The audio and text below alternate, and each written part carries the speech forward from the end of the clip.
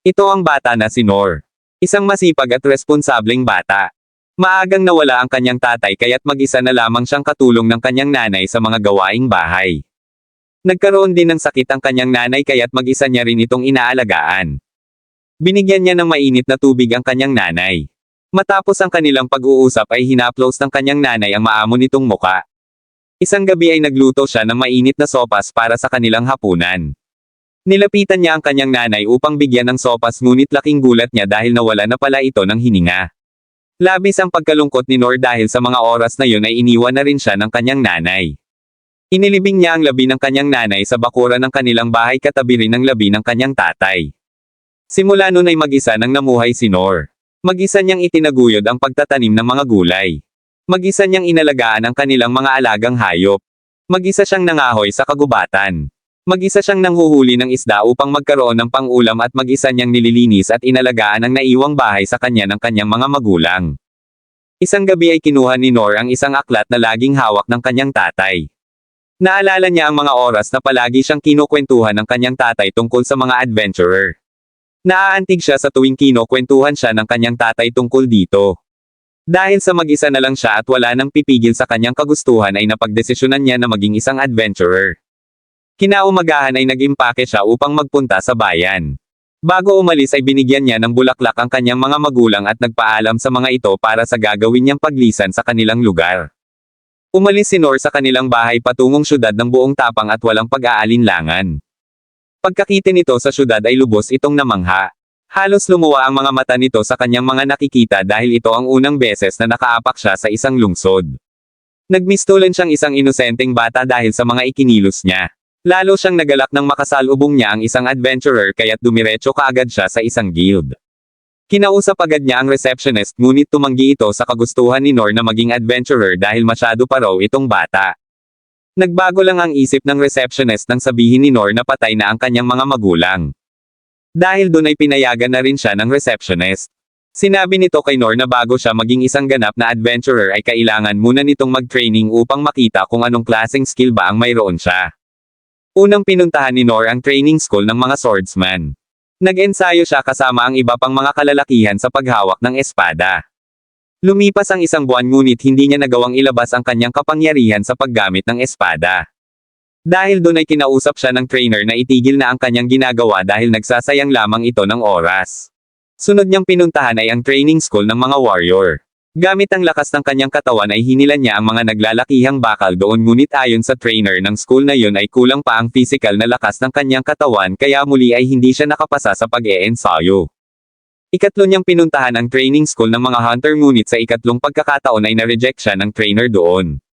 Sinubukan pa rin niyang puntahan ang iba pang mga training school kagaya ng mga nauna ngunit nabigo pa rin siya sa mga ito. Bumalik siya sa receptionist ngunit gaya ng inaasahan ay hindi siya pinahintulutan nito na makapagrehistro bilang isang adventurer. Iniwan niya ang lungsod na nakayuko at malungkot dahil sa mga nangyari. Dumiretso agad siya sa kanyang mga magulang. Hindi siya pinanghinaan ng loob at nawala ng pag-asa. Gumawa siya ng sarili niyang espada upang gamitin ito sa kanyang pag-e-ensayo. Ayon sa trainer ng mga swordsman ay tanging pagsangga o parry pa lamang ang skill na meron si Noor. Kaya't dahil doon ay nag-ensayo siya araw-araw upang magkaroon ng bagong skill. Lumipas ang 3 taon na pag-e-ensayo ngunit hindi pa rin siya nagkaroon ng natatanging skill. Nag-ensayo pa rin siya araw-araw hanggang sa tuluyan na siyang maging isang ganap na binata. Sa tagal ng panahon ay nagagawa na niyang paliparin ang 1,000 kahoy na espada gamit ang kanyang sandata ngunit sa loob ng 14 na taon na pag-e-ensayo ay hindi pa rin siya nagkaroon ng natatanging skill. Muling nag-impake si Noor. Sa pangalawang pagkakataon ay susubukan niya muling pumunta ng lungsod upang tuparin ang mithiin niya na maging isang adventurer. Binalikan niya ang guild na kanyang pinuntahan noon. Dinatnan niya doon ang isang babaeng receptionist. Tiningnan nito ang profile ni Noor at doon ay nakita niya na mahihinang skill lamang ang meron ito gaya ng parry, stone throw, low heal at physical enhancement. Sinabi nito kay Noor na subukang pumasok sa training school upang magkaroon siya ng natatanging skill ngunit tumanggi si Noor at sinabi nito sa babae na nasubukan na niya lahat ng mga yon. Sa gitna ng kanilang pag-uusap ay dumating ang lalaking receptionist na nakausap niya noon. Binati siya ni Noor. Hindi kaagad nakilala ng lalaki si Noor. Tiningnan niya ito mula ulo hanggang paa at pagkatapos nun ay naalala na rin niya kung sino ba ito. Nag-usap silang dalawa at doon ay ipinaliwanag ng lalaki na ang mga adventurer ay binubuo ng mga class. S-rank ang pinakamataas at E-rank naman ang pinakamababa. Sa estado ng kalagayan ni Nor ay maski E-rank ay hindi niya pwedeng makuha dahil nga sa mahihina lang ang skill nito, ngunit sinabi niya na mayroon pang mas mababa sa E-rank na tinatawag namang F-rank. Nanlaki ang mga mata ni Nor nang marinig niya iyon. Sinabi rin ng lalaki na kakaunti lamang ang nagre-rehistro sa rank na yun dahil ipinagbabawal sa mga F-rank ang pagpunta sa kagubatan upang pumatay ng mga halimaw at kakaibang mga hayop. Bukod doon ay mga simpleng task lamang ang mga ino-offer sa mga F-rank. Hindi nang hinayang si Nor kaya't nagparehistro siya sa lalaki bilang isang F-rank. Labis ang tuwa ni Nor dahil natupad na rin niya ang kanyang pangarap na maging isang adventurer. Sinimulan niyang gumawa ng mga simpleng task gamit ang mga skill na meron siya. Maski panghuhuli sa isang pusa ay ginawa niya makatulong lang sa mga tao sa lungsod. Hindi naman nasayang ang skill ni Nor dahil nagamit niya ito at malaki ang naitulong nito upang magawa niya ng mabilis at maayos ang mga task na pinagagawa sa kanya. Labis siyang kinatuwaan ng mga tao dahil sa mabilis niyang natatapos lahat ng kanyang mga gawain. Kasalukuyan siyang kinakausap ng isang lalaki nang maaninag niya ang isang liwanag at marinig ang isang tinig ng babae na humihingi ng tulong. Mabilis na pinuntahan ni Nor ang kinaroroonan ng boses na yon. Pagdating niya sa lugar ay laking gulat nito nang makita niya ang isang dambuhalang halimaw na baka. Kaharap nito ang isang babae na nababalutan ng isang mahika habang pinoprotektahan ng kanyang mga kawal. Inatake ng halimaw ang babae ngunit nakaiwas ito dahil itinulak siya ng katabi niyang kawal kaya't siya ang tinamaan ng armas nito. Sinubukan ng iba pang mga kawal na protektahan ang babae ngunit sa isang hampas lang nito ay tumilapon na silang lahat. Kinuha ni Nor ang espada na gamit ng kawal. Sunod nun ay nilapitan ng halimaw ang babae. Aatakihin na sana niya ito nang bigla siyang batuhin ni Nor ng bato sa mata. Dahil doon ay sa kanya napunta ang atensyon ng halimaw kaya't hinabol siya nito. Inatake siya ng halimaw ng maraming beses ngunit napipigilan niya ito gamit ang skill na parry. Huminto sa pag-atake ang halimaw na baka at muli nitong sinugod ang babae. Ginamit ni Nor ang skill na feather step kaya't mabilis siyang nakapunta sa harapan ng babae. Muli niyang sinangga ang atake ng halimaw gamit ang hawak niyang espada. Sa lakas ng hampas ng halimaw ay nasira ang hawak na espada ni Nor. Sa kalagitnaan ng sitwasyon ay naalala ni Nor ang laging sinasabi sa kanya ng kanyang tatay. Muling itinaas ng halimaw ang kanyang armas na palakol at hinimpas ito kay Nor. Sa huling pagkakataon ay gumamit si Nor ng skill na parry kaya't nasangga niya ang atake ng halimaw. Tumilapon ang palakol na hawak ng halimaw na tumama naman sa kanyang leeg na naging dahilan upang matalo ito ni Nor. Tuluyan na ring namatay ang halimaw. Pagkabagsak ng halimaw ay naalis na rin ang mahika na nakagapos sa babae. Tumayo ang babae at nagpasalamat ito kay Nor. Buong pusong tinanggap ito ni Nor. Itinanong nito kay Nor kung ano ang kanyang pangalan ngunit tumanggi si Nor na sabihin ito at pagkatapos nun ay umalis na rin ito sa lugar. Pagkatapos nun ay dumating na rin ang iba pang mga kawal at tinawag nila ang babae na Lady Lindbergh. Siya pala ay isang prinsesa ng lungsod na iyon. Bumalik si Nor sa kabayanan at habang naglalakad ay hindi siya makapaniwala na nagawa niyang talunin ang isang dambuhalang halimaw. Dahil doon ay sinabi niya sa kanyang sarili na mas huhusayan pa niya ang pag-e-ensayo nang sa gayon ay mas lalo pa siyang lumakas. Sa sumunod na kabanata ay pinagtulong-tulungan ng mga kawal na alisin ang nakakalat na dambuhalang halimaw na baka. Maging ang mga bangkay ng kanilang mga kasamahan ay nilinis at inayos nila. Isang babae ang mabilis na tumatakbo papalapit kay Lady Lindbergh.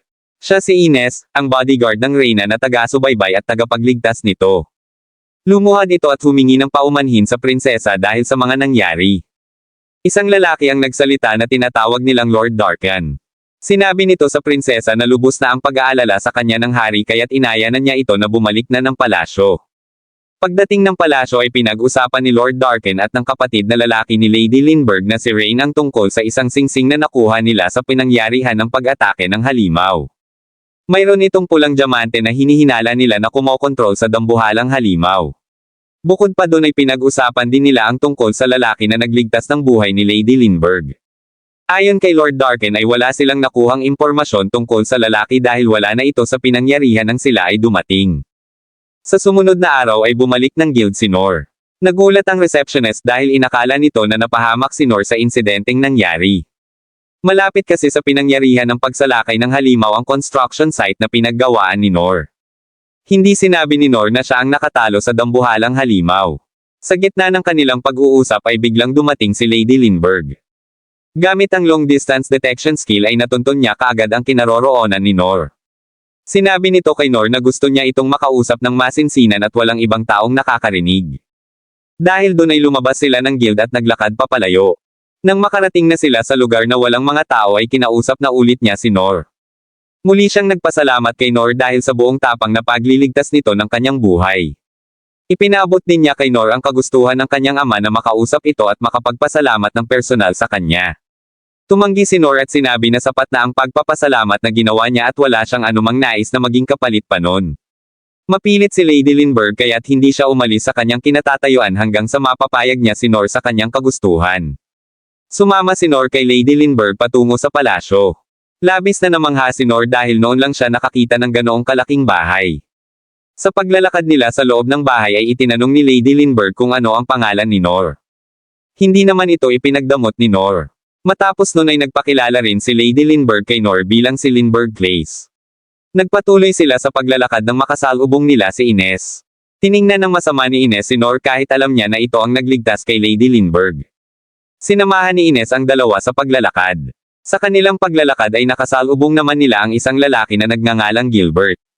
Itinutok nito ang hawak niyang sandata kay Nor upang ito ay takutin o subukan. Sinabi ni Ines na siya ang lalaki na nagligtas ng buhay ni Lady Lindbergh kaya't ibinaba na rin nito ang kanyang sandata. Sinamahan din sila ni Gilbert sa paglalakad dahil yun ang kagustuhan ni Ines. Nakarating na sila sa kinaroroonan ng tatay ni Lady Lindbergh. Dinatnan nila doon ang hari kausap ang kapatid ni Lady Lindbergh na si Rain. Ipinakilala ni Lady Lindbergh si Nor sa kanyang ama. Hindi na nagtanong ang hari dahil alam niya na si Nor na nga ang lalaking nagligtas sa kanyang anak. Humingi ng paumanhin si Nor dahil sa kanyang kasuotan. Sinabi ng hari na hindi na mahalaga ang bagay na yun at matapos nun ay nilapitan niya si Nor. Personal siyang nagpasalamat kay Nor dahil sa kabayanihan nito at pagkatapos ay nagkamay sila sa isa't isa. Bilang kapalit sa kabayanihang ginawa ni Nor ay tinanong siya ng hari kung anong klaseng gantimpala ang gusto nito ngunit tumanggi si Nor. Inalok siya ng hari na bigyan ng maraming pera o mga mamahaling kayamanan ngunit sinabi ni Nor na wala siyang nais na kahit na anumang kapalit. Hindi ito inaasahan ng hari kaya't nag-isip siyang mabuti kung ano ang magandang gantimpala na ibigay kay Nor. Kinuha niya ang espada na nasa likod ng kanyang upuan at ipinakita ito kay Nor. Sinabi niya na hindi na nagagamit ang espadang yun kaya't handa niya itong ibigay kay Nor bilang kapalit. Iniabot ng hari ang espada kay Nor. Nagulat siya dahil mabigat pala ito. Namangha si Nor sa ganda ng espada na yun kaya't buong puso niya itong tinanggap bilang isang gantimpala. Sinubukan itong gamitin ni Nor. Iwinasiwas niya ito gamit ang isang kamay. Namangha silang lahat dahil sa lakas ng pagwasiwas ni Nor. Hindi na rin nagtagal ang kanilang pag-uusap at muli ay nagpasalamat ang hari kay Nor. Naglakad na rin si Nor palabas ng bahay dala-dala ang espada. Naisip niya na pwedeng gamitin panglinis ng kanal ang espada na nakuha niya.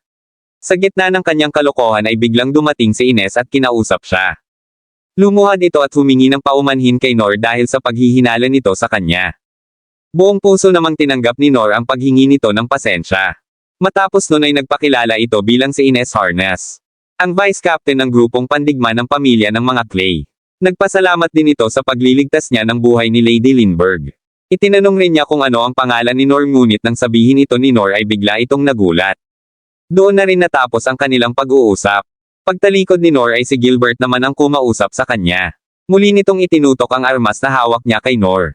Hinamon niya si Nor na ipakita kung anong uri ng kakayahan ang meron ito. Sa ikatlong kabanata ay naglakad si Nor at Gilbert patungo sa duel arena. Pagdating nila doon ay dinatnan nila ang ilang mga kawal na nag-iensayo. Sinabi ni Gilbert kay Nor na gusto niyang subukan ang galing nito sa pamamagitan ng isang mock battle. Ibinaba ni Gilbert ang hawak niyang sibat at pumili ng panibago niyang armas. Ganon din ang pinagawa niya kay Nor. Pinapili niya si Nor ng armas na nais nitong gamitin. Pinili ni Nor ang isang espadang kahoy at matapos nun ay sinabi niya kay Gilbert na maaari na nilang umpisahan ang kanilang laban. Tumayo na sila sa gitna ng stage. Sinabi ni Nor na hindi niya alam kung bakit naisipan siyang ayain ni Gilbert ngunit magandang pagkakataon na din yun upang masubukan niyang makipaglaban sa isang well-trained na mandirigma. Sinimulang umatake ni Gilbert. Mabilis niyang pinuntirya si Nor ngunit mabilis lang din itong nakaiwas. Sinunod-sunod na niya ang kanyang pag-atake ngunit naiiwasan din ito ni Nor. Napagtanto ni Nor na pulido ang paghawak ng armas ni Gilbert at sanay na din ito sa pakikipaglaban. Umatake lang ng umatake si Gilbert ngunit ayon kay Nor ay masyadong mabagal ang mga galaw nito. Biglang itinaas ni Nor ang kanyang kamay upang itigil saglit ang laban. Sinabi niya kay Gilbert na huwag nitong pigilan ang kanyang sarili sa gusto nitong gawin.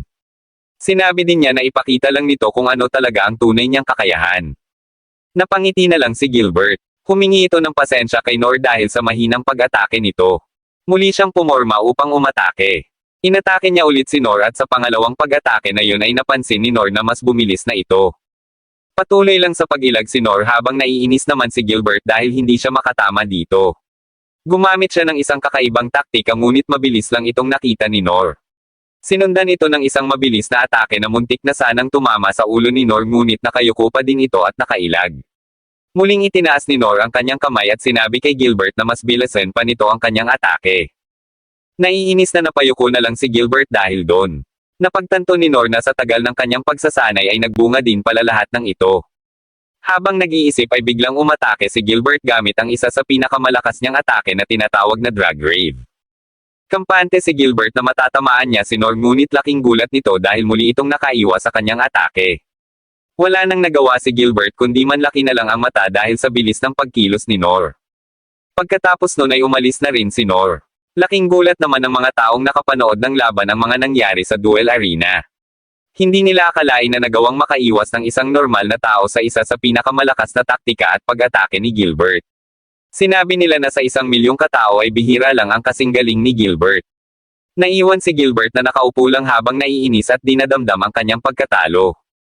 Habang nakaupo ay naalala ni Gilbert noong siya ay nasa isang nayon. Kasalukuyan siyang nakikipaglaban at mabilis niyang tinalo ang kanyang kaharap.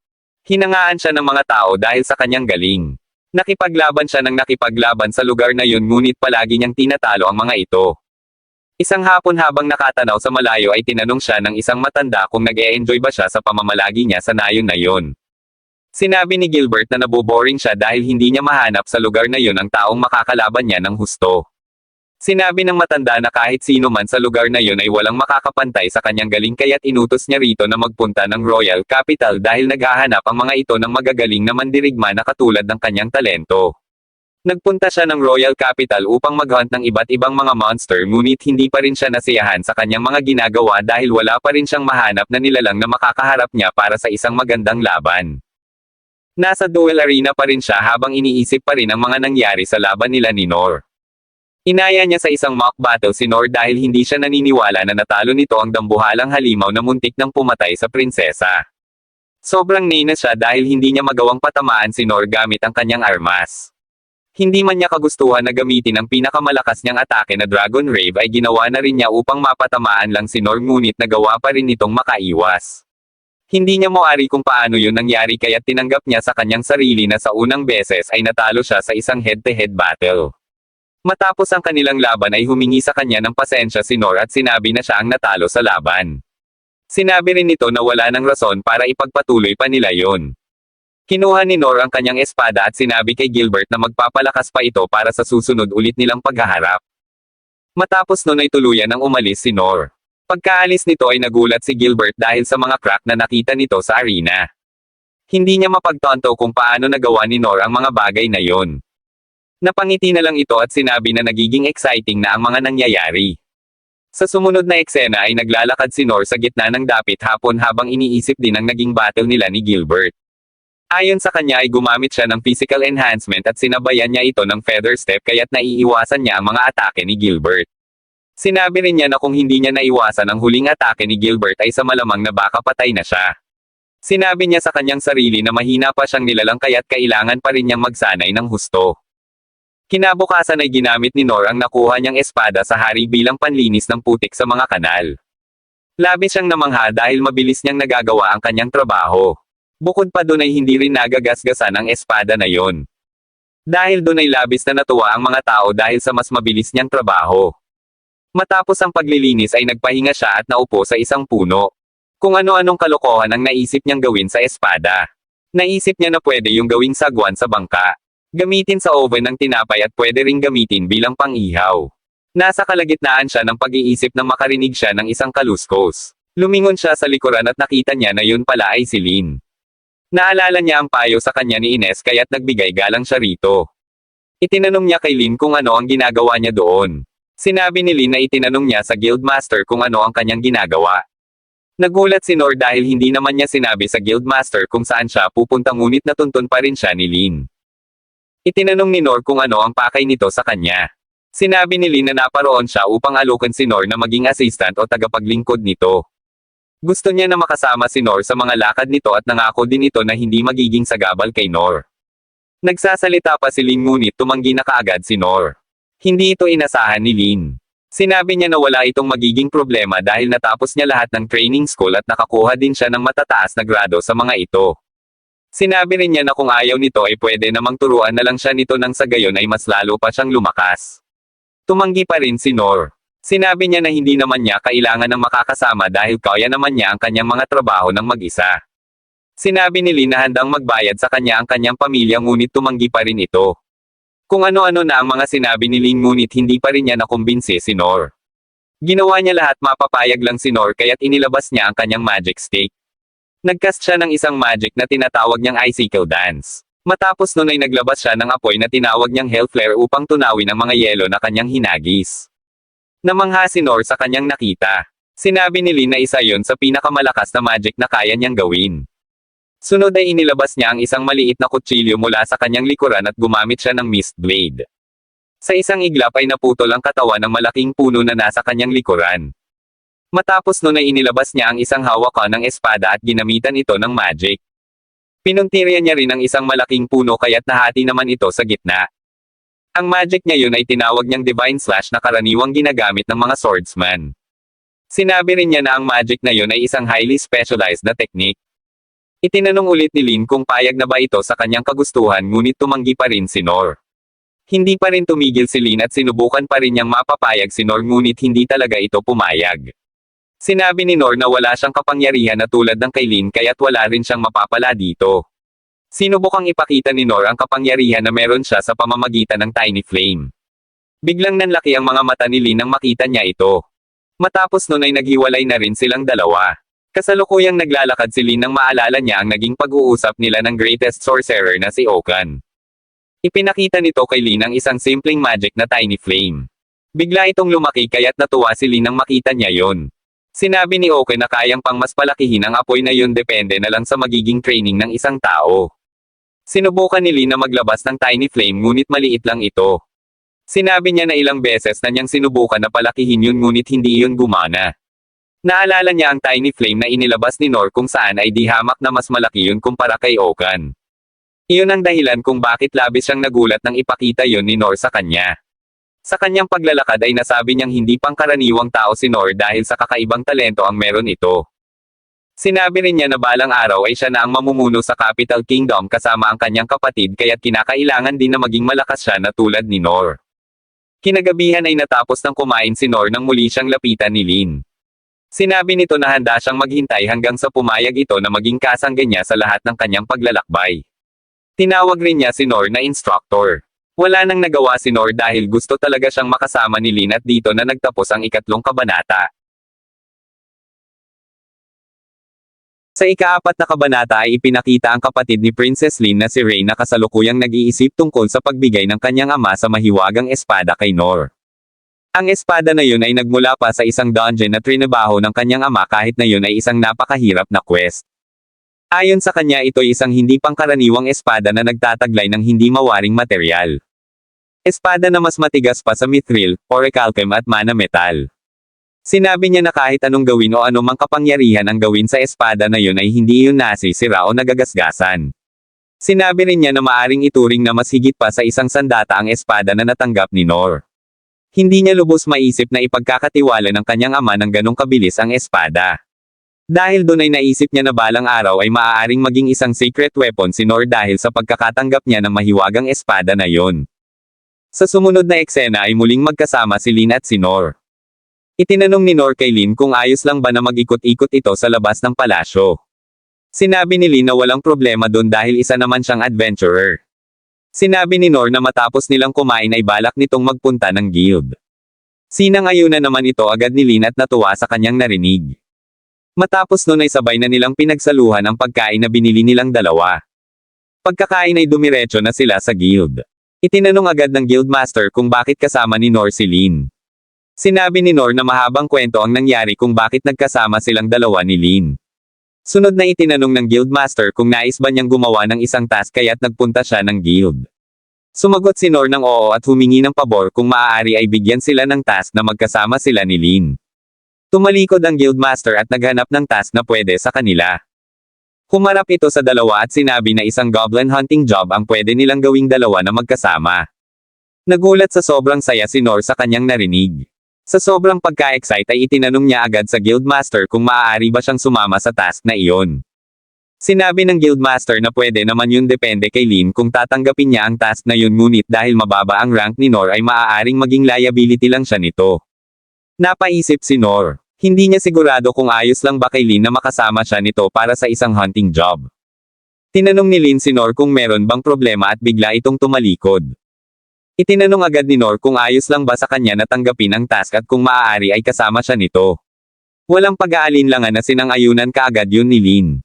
Sinabi rin niya na anuman ang kagustuhan ni Nor ay ipagkakaloob nito. Napangiti na lang si Nor dahil doon. Sa sobrang pagkasabik ay kinuha agad nito ang kanyang espada at lumabas agad ng guild. Tinawag siya ng guildmaster at sinabi na hindi pa niya na ipapaliwanag ang tasking kaya't bumalik din ito.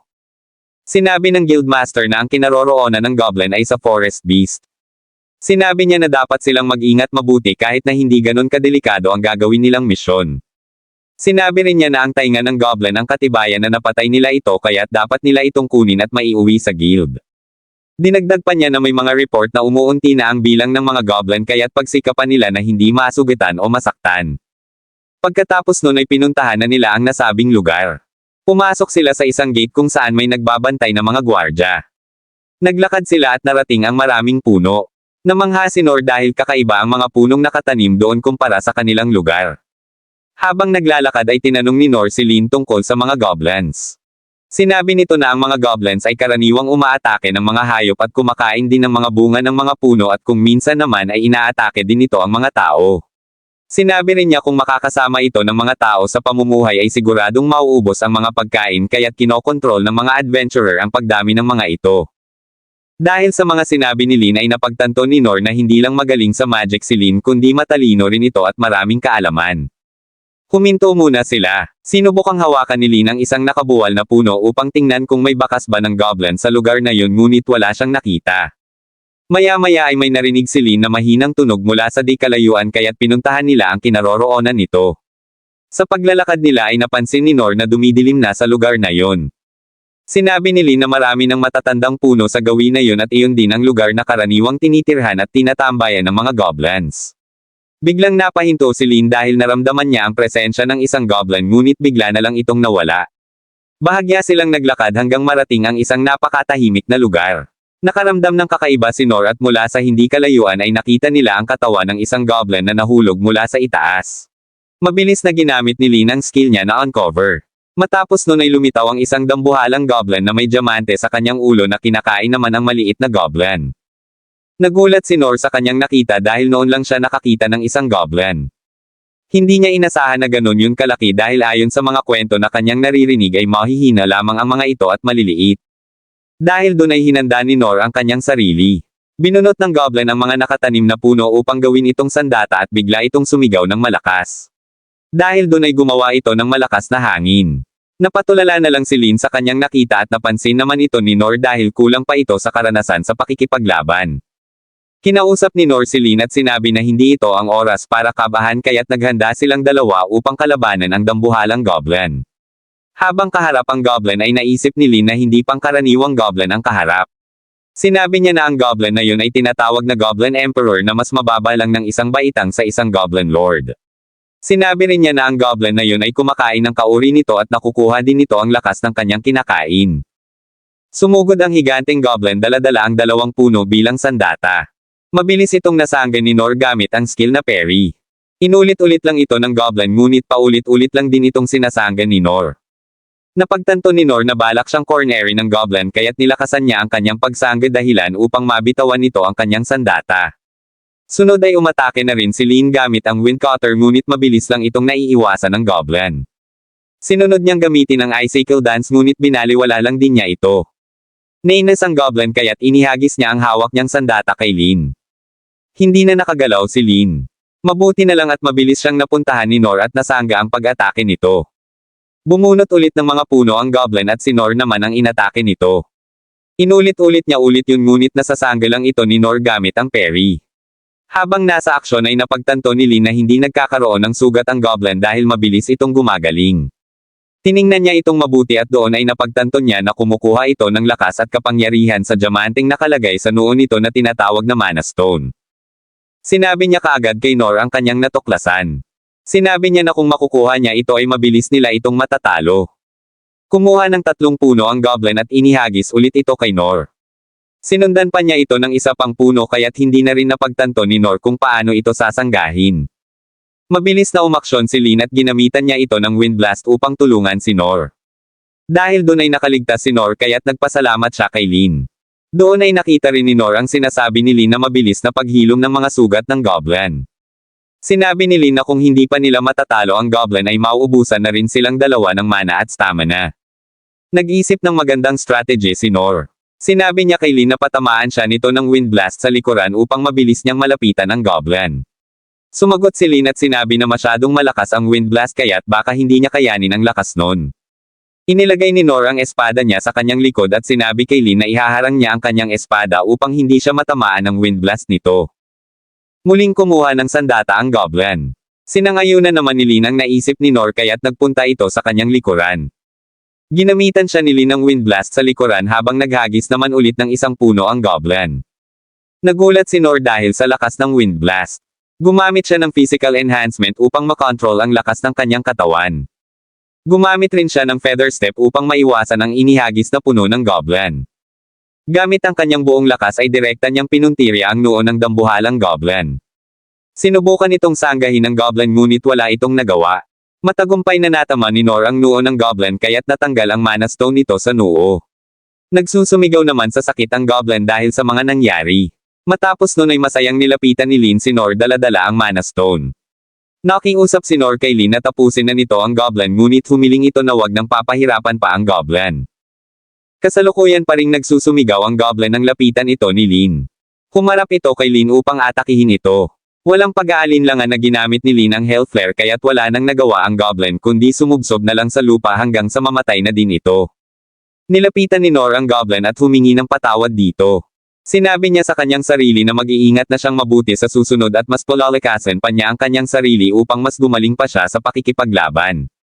Sa sumunod namang eksena ay ipinakita ang kapatid ni Lin na si Prinsipe Rain habang hawak ang Mana Stone na nakuha ni Lin at Nor. Hindi rin niya lubos maisip ang nakuhang bagay ng dalawa sa Goblin. Tinanong niya sa mga gwardya ang kalagayan ni Lin. Sinabi ng mga ito na kaunting mga sugat lamang ang natamo nito. Sinabi rin ng mga ito na ang Goblin na nakaharap ng dalawa ay nakatago sa isang powerful seal at matagal na ding naghihintay ng ambush sa pwesto na iyon. Dahil sa pangyayari na yun ay sinabi ng mga kawal na paiimbestigahan nila ang nasabing lugar. Sa sumunod na eksena ay nakabalik na ng guild si Lin at Nor. Ikinwento nila dito ang mga nangyari. Sinabi nila na hindi pangkaraniwang Goblin ang nakaharap nila. Nagpasalamat si Nor kay Lin dahil sa pagtulong sa kanya nito. Sinabi rin niya na magandang experience ang naranasan niya dahil sa pakikipaglaban na yon.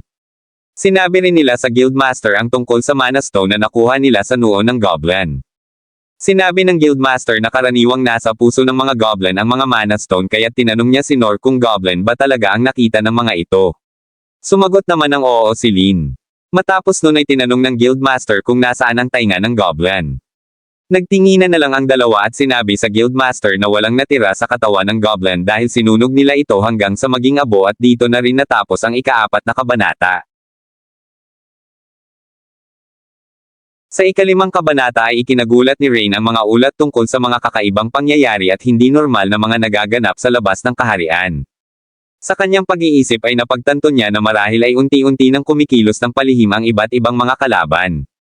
Dahil doon ay inutusan niya ang mga kawal na ipunin ang mga sandatahan na may kakayahan pumunta ng kagubatan upang tukuyin kung ano ang totoong nga nangyayari doon. Ipinag-utos din niya na ipatawag ang 6 na pinuno ng sovereignty dahil alam niya na hindi na biro ang sitwasyon. Mabilis na umalis ang mga alagad upang sundin ang kanyang utos habang naiwan naman si Rain na naiinis sa kanyang sarili dahil hindi kaagad niya naisip na lumalala na pala at komplikado na pala ang mga sitwasyon. Sa kabilang banda ay kasalukuyan namang kumakain si Nor at Lin dahil sa gantimpalang nakuha nila sa pagpatay sa Goblin. Bagaman hindi nila naiuwi ang tainga nito bilang pruweba ng katagumpayan ng kanilang misyon ay binigyan pa rin sila ng Guildmaster ng reward dahil alam niya na hindi naman magsisinungaling ang dalawa at maliit na bagay lang naman yun para sa kanya. Masayang ipinagdiwang ni Nor ang tagumpay ng kanyang unang quest bilang isang adventurer kasama si Lin ngunit napapaisip pa din siya kung hanggang kailan ba niya ito makakasama. Dapit hapon na din ng mga oras na yun kaya't sinabi niya kay Lin na baka hinahanap na din siya sa palasyo. Sakto naman na gusto na din umuwi ni Lin kaya't sinabi niya kay Nor na uuwi na ito at babalik na lang ulit kinabukasan. Aalis na sana si Lin nang biglang dumating si Rain. Hindi siya nagpunta dun upang sunduin si Lin bagkus ay naparoon siya upang kausapin si Nor. Humingi siya ng pabor kay Nor na kung maaari ay samahan niya si Lin na magtungo sa Mountain District kinabukasan ng umaga. Nagulat si Nor nang marinig yun. Humingi din ng paumanhin sa kanya si Rain dahil biglaan ang naging kanyang utos. Sinabi rin nito na sasamahan sila ng isang escort at sila rin ang bahala sa lahat ng magiging gastusin nila sa paglalakbay. Sinabi rin niya kay Nor na siya lamang ang mapagkakatiwalaan niya sa mga oras na yun kaya't nakiusap siya rito. Wala nang nagawa si Nor kaya't tinanggap na niya ito. Kinabukasan ay sumakay sila sa isang karwahe papunta sa nasabing lugar kasama si Ines. Tinanggap ni Nor ang utos na yun dahil ito rin ang unang beses na mapapalayo siya sa kanilang lugar at makikita ang iba't ibang tanawin na hindi niya nakikita noon sa kanilang tirahan. Ibinukas ni Nor ang bintana ng karwahe at namangha sa ganda ng kanyang mga nakikita. Samantalang hindi naman gaanong nag-e-enjoy si Lin dahil sawa na rin siya sa mga ganoong eksena. Sinabi ni Lin kay Nor na naaawa siya dito dahil pinilit siya ng kanyang kuya na isama siya sa lakad na yon. Sinabi ni Nor na walang anuman yun dahil babayaran naman siya ng kaharian at may utang na loob din ito sa kanya dahil sa pagkakaligtas nito ng kanyang buhay laban sa dambuhalang Goblin. Bago sila umalis ay ipinakita sa kanila ni Rain ang isang mapa na magiging gabay nila sa paglalakbay. Sinabi nito na pupunta muna sila ng northwest at didiretso sa bundok na tinatawag na District of Tauros at pagkatapos ay maghihintay ng ilang sandali. Kung walang masamang mangyayari ay tatawid na sila ng bundok patungo sa katabing bayan nito na tinatawag namang The Holy Theocracy of Mithra. Tinanong ni Nor kung ayos lang ba na wala siyang ibang gagawin kundi sumama lang sa paglalakbay na yon. Sinabi ni Nor na walang masama dun basta maging maayos lang ang kanilang magiging lakad. Nagpatuloy ang kanilang paglalakbay habang abala naman si Ines sa pagpapatakbo ng karwahe. Lingid sa kaalaman ni Lin ay binigyan siya ng isang sekretong tasking ni Rain kung saan ay ilalayo niya si Lin upang hindi na ito madamay sa paparating na krisis at kaguluhan. Minabuti nilang hindi ito ipaalam kay Lin dahil kapag nalaman niya ito ay siguradong hindi ito papayag na lisanin ang kaharian. Ipinagkatiwala ni Rain ang lahat kay Ines dahil napakalaki ng tiwala niya dito. Makalipas ang ilang sandali ay huminto muna sila sa paglalakbay upang magpahinga. Kinausap ni Ines si Nor at humingi ng paumanhin dito dahil nadamay pa ito sa tensyon na nagaganap. Sinabi ni Nor na hindi niya maunawaan ang mga sinasabi nito at sinabi na isang normal na paglalakbay lang naman ang kanilang gagawin. Napansin din ni Nor na tila ba may bumabagabag kay Ines kaya't tinanong niya ito. Sumagot lang si Ines at sinabi na medyo nag-alala lang siya sa kanyang tungkulin bilang escort dahil sa pagkakataon na yun ay hindi lang si Lin ang kailangan niyang iligtas at bantayan kundi kabilang na rin siya dito. Sinabi ni Nor na huwag siyang mag-alala dahil kaya nitong protektahan ang kanyang sarili ng mag-isa. Sumagot si Ines at sinabi na bilang isang escort ay tungkulin niyang iligtas silang dalawa at wala rin itong dapat ikabahala dahil kaya niyang iligtas silang dalawa gamit ang kanyang kalasag. Ipinakita ni Ines kay Nor ang kanyang kakayahan na makagawa ng kalasag at sinabi niya dito na maaari siyang magtago dito kung malalagay sa peligro ang kanyang buhay. Binanggit din niya na si Gilbert ay isa ring magaling na mandirigma na tulad ng isang dragon na kung ihahalin tulad silang dalawa ay pareho lamang sila ng kakayahan nito. Dahil doon ay nasabi ni Nor na napakahina pa niyang nilalang dahil hindi pa niya kayang tumalo ng isang goblin nang siya lamang na mag-isa. Sa pagpapatuloy ng kanilang pag-uusap ay nabanggit ni Ines ang tungkol sa kanyang natatanging kapangyarihan. Noong bata pa sila ay ipinakita niya sa kanyang kaibigan ang kanyang kapangyarihan na lumalabas sa kanyang palad. Sinubukan itong hipuin ng kanyang kaibigan ngunit biglang dumugo ang daliri nito dahil sa pagkakahiwa na ikinagulat naman niya ng husto. Dumating ang mga dalubhasa upang pagalingin ang sugat ng kanyang kaibigan at upang kausapin din si Ines. Hindi siya pinagalitan ng mga ito dahil aksidente ang nangyari bagkus ay na-excite sila na makita ang kakaibang kakayahan na meron si Ines. Sinabi ng mga ito na holy blessing ang pagkakaroon ni Ines ng ganoong kakaibang kapangyarihan. Sinabi rin nila na maaaring magiging espada ito na maaaring makahiwa ng kahit na anong bagay o isang kalasag na maaaring magamit niya upang maprotektahan ang kanyang sarili. Dinagdag pa ni Oki na depende sa kanyang paggamit at pagsasanay ang magiging lakas ng kapangyarihan niya na iyon. Dahil doon ay nasabik at natuwa ang Sovereign Shield na si Dandal kaya't nagpresente siya na turuang magsanay si Ines. Sa tulong ng 6 na Sovereign Master ay nahasan niya ang natatangi niyang kapangyarihan. Dahil din sa katangian niya na yun ay inilayo niya ang kanyang sarili sa mga taong nakapaligid sa kanya sa takot na masaktan niya ang mga ito. Sa punto na yun ay naalala rin niya ang dahilan kung bakit nagulat siya nang tanungin niya ang pangalan ni Nor noong unang pagkikita pa lamang nila. Isang araw ay nasa kagubatan sila habang nakikipaglaban sa mga higanting halimaw na insekto. Isang halimaw ang umatake sa kanya na hindi kaagad niya nagawang napigilan ngunit mabilis na nakasaklolo ang kanyang ama-amahan na si Dandal kaya't nakaligtas siya rito. Isang kawal ang lumapit kay Dandal at near airport na hindi nauubos ang bilang ng mga halimaw at marami na ring mga kawal ang sugatan. Biglang sinabi ni Dandal na kung naroon lang sana si Nor ay hindi na sana aabot pa sa ganun ang sitwasyon. Hindi lang yun ang unang beses na binanggit ni Dandal ang pangalan ni Nor kaya't simula nun ay pinagselosa na niya ito kahit hindi pa niya ito nakikita. Yun ang dahilan kung bakit malamig ang pakikitungo niya kay Nor at hanggang sa mga sandaling yun ay hindi pa rin naaalis ang selos niya dito. Sinabi niya sa kanyang sarili na hindi dapat manig ang kanyang emosyon dahil ang misyon niya ay iligtas si Princess Lin kasama na rin si Nor. Sa pagpapatuloy ng kanilang paglalakbay ay napansin ni Nor na may kakaibang nangyayari sa mga pananim dahil unti-unting natutuyot ang mga ito. Napansin ni Lin ang kakaibang nangyayari kaya't inutos niya kay Ines na ihinto ang karwahe at pagkatapos ay ginamit niya ang uncover spell dahilan upang maalis ang concealment magic na bumabalot sa isang higanting halimaw na dragon. Sa kabilang banda naman ay sinalakay na rin ng iba't ibang mga halimaw ang buong syudad na inasahan ng ang mangyayari ni Rain. Inulat ni Lord Darken kay Rain ang mga kaganapan sa labas ng kaharian at sinabi na kulang ang kanilang puwersa upang pigilan ang mga ito. Inutos ni Rain na harangan nito ang mga daraanan ng mga halimaw upang hindi na makapasok ang mga ito. Napagtanto ng hari na ang may kagagawan nito ay si Deridas dahil sa hindi nito nakuha ang kanyang mga kagustuhan. Itinanong din nito kay Rain kung nasaan ang 6 na pinuno ng sovereignty. Sinabi ni Rain na kasalukuyan na ring nakikipaglaban ang mga ito dahil sa dami at tindi ng pag-atake ng mga halimaw. Iba't ibang mga halimaw ang nakasagupan ng mga pinuno ng sovereignty kaya't nahirapan din ang mga ito na patahimikin ang nangyayari sa syudad. Sinabi rin ni Rain na madihado man sila sa pag-atake na yun ay ayos na rin dahil matagumpay naman niyang nailayo si Lin sa kaguluhan. Bumalik ang eksena kina Lin at pagkatapos nitong maikast ang spell na uncover ay biglang inatake ng halimaw ang isang maliit na bata.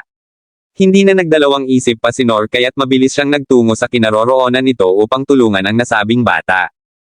Aatakihin na sana ng halimaw ang bata ngunit dahil mabilis na naka-responde si Nor ay napigilan niya ito. Tinanong ni Ines si Lin kung napansin ba niya na magkasama ang halimaw at ang bata. Nagulat si Lin at naalala ang mga napag-usapan nila ni Rain tungkol sa mga nilalang na tinatawag na demon folk. Sinabi niya na ito ay mga nilalang na demi-human na may abilidad na makipag-ugnayan at makipag-usap sa mga halimaw.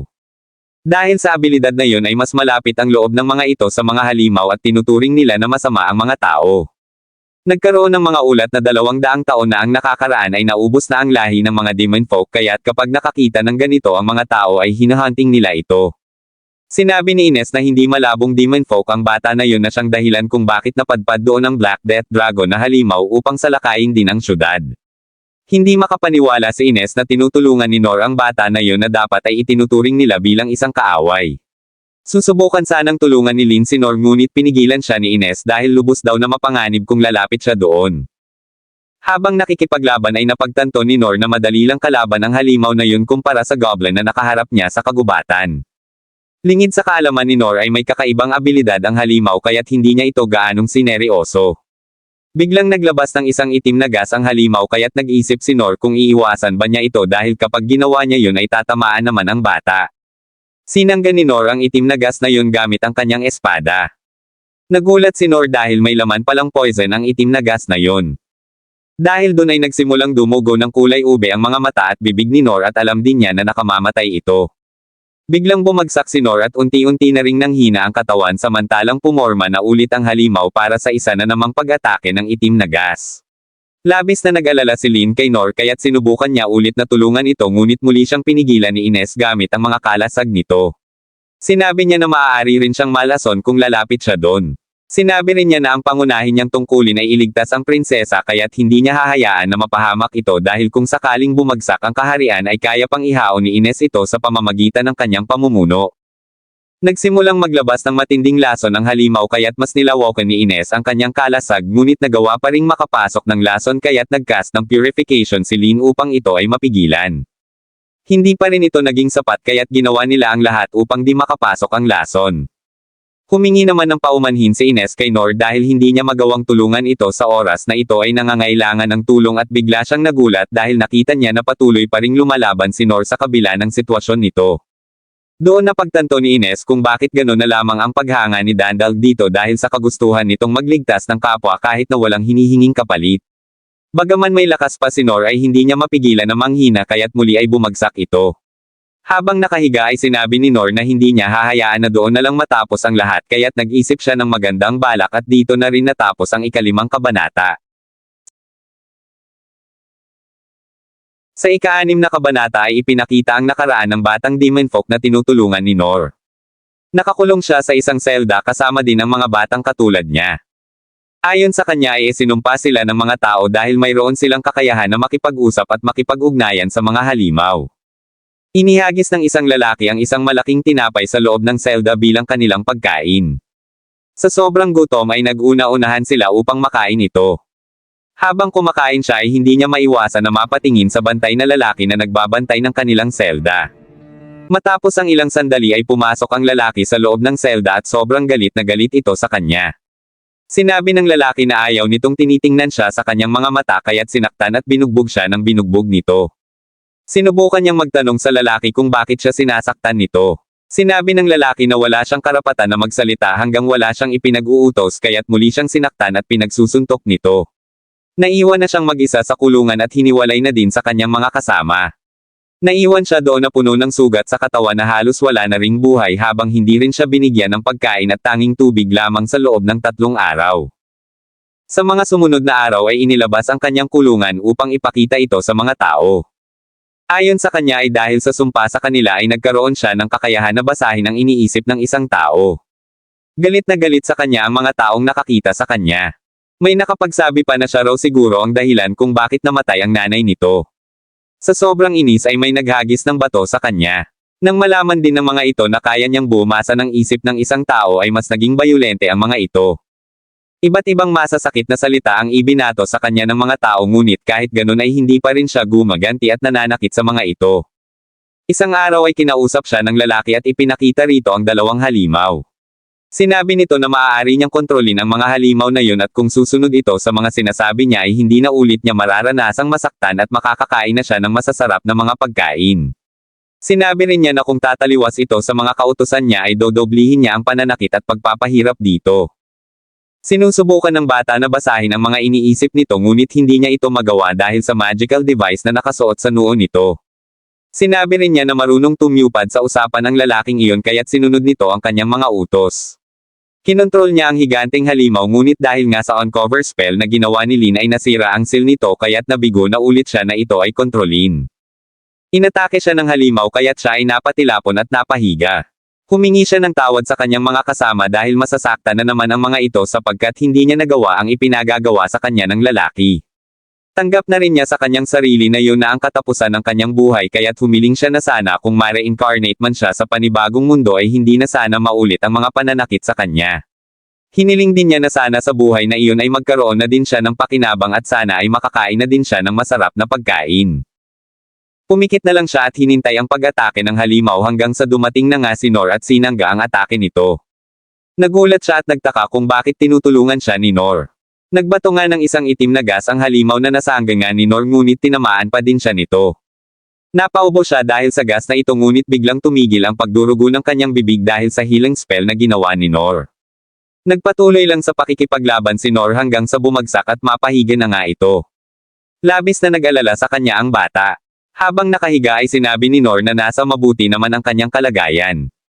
Matapos nun ay naalala niya ang isang pangyayari noong siya ay bata pa. Isang araw ay kumuha siya ng mga dahon-dahon sa kagubatan upang gawin niya ito bilang kanyang hapunan. Iniluto niya at inilaga ang mga dahon na yun kahit hindi niya alam kung ligtas bang kainin iyon. Kinain niya lahat ng mga dahon na kanyang iniluto at matapos kumain ay sumakit ang kanyang tiyan at nagsuka din siya ng dugo. Sinabi niya na hindi maganda ang kanyang kondisyon kaya't gumamit siya ng Lohil. Kinaumagahan ay naglakad siya palabas ng bahay upang uminom at hugasan ang kanyang ulo. Sunod nun ay hinanap niya ang libro na tungkol sa mga halaman at doon niya nakita na ang nakain pala niyang dahon ay ang nakakalasong dahon na tinatawag na Dragon's Ruins. Naalala din niya na ibinilin sa kanya ng kanyang nanay na huwag niyang kakainin ang dahon na iyon. Nagpatuloy pa rin siya sa pagsasanay kahit na masama ang kanyang pakiramdam at sa tuwing manghihina siya ay gumagamit siya ng Lohil. Isang araw ay nakahiga siya habang nagpapahinga nang bigla niyang maramdaman na naalis na ang sakit ng kanyang tiyan. Doon niya napagtanto na gumaling na siya mula sa pagkakaroon ng sakit ng dahil sa poison.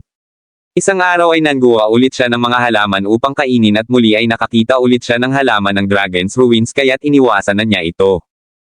Sa hindi inaasahan ay isang poison spike naman ang kumagat sa kanyang puwitan kaya't pinukpok niya ito hanggang sa mamatay. Muli siyang nabahala dahil alam niyang makamandag ang ahas na iyon. Nagulat na lang siya dahil hindi siya nakaramdam ng sakit at naging normal na lang din ang reaksyon ng kanyang katawan. Kinagabihan ay iniluto niya ang ahas na kumagat sa kanya at labis siyang nasarapan dahil sa lasa nito. Kinabukasan ay nagpakagat ulit siya sa poison spike at naramdaman niya na mabagal na ang pagdaloy ng lason sa kanyang katawan. Natuwa siya at napagtanto na immune na sa mga lason ang kanyang katawan. Simula nun ay kumain na din siya ng kumain ng iba't ibang mga halaman at mga hayop na mayroong mga lason. Minsan ay iniinda pa rin niya ang sakit ng pagkain ng lason ngunit dahil sa sarap ng lasa ng mga yun ay kinakain pa rin niya ang mga ito kahit na sumusuka pa rin siya ng dugo. Dahil sa nakasanayan na yun ay muling nakabangon si Nor. Naka-recover na rin ang kanyang katawan at sinabi na masarap ding kainin ang higanteng palaka na iyon. Tiningnan niya ang bata at nakita niya na epektibo ang Lohil na ginawa niya rito.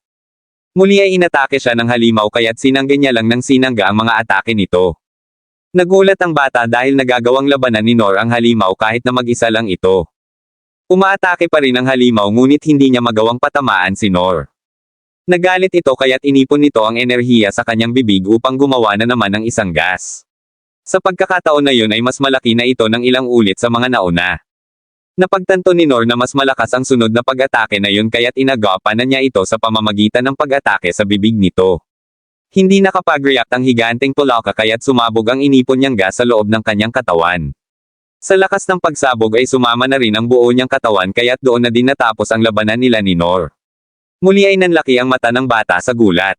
Maging si Ines at Lynn ay hindi makapaniwala na tinalo ni Nor ang halimaw. Nilapitan ni Nor ang bata at kinamusta ang kalagayan nito. Sinabi ng bata na mabuti naman ang kanyang kalagayan. Itinanong din ni Nor kung siya ba ang kasama ng halimaw na yon. Sumagot ng oo ang bata at sinabi na dadalhin niya dapat sa syudad ang halimaw na iyon. Iba ang pumasok sa isip ni Nor.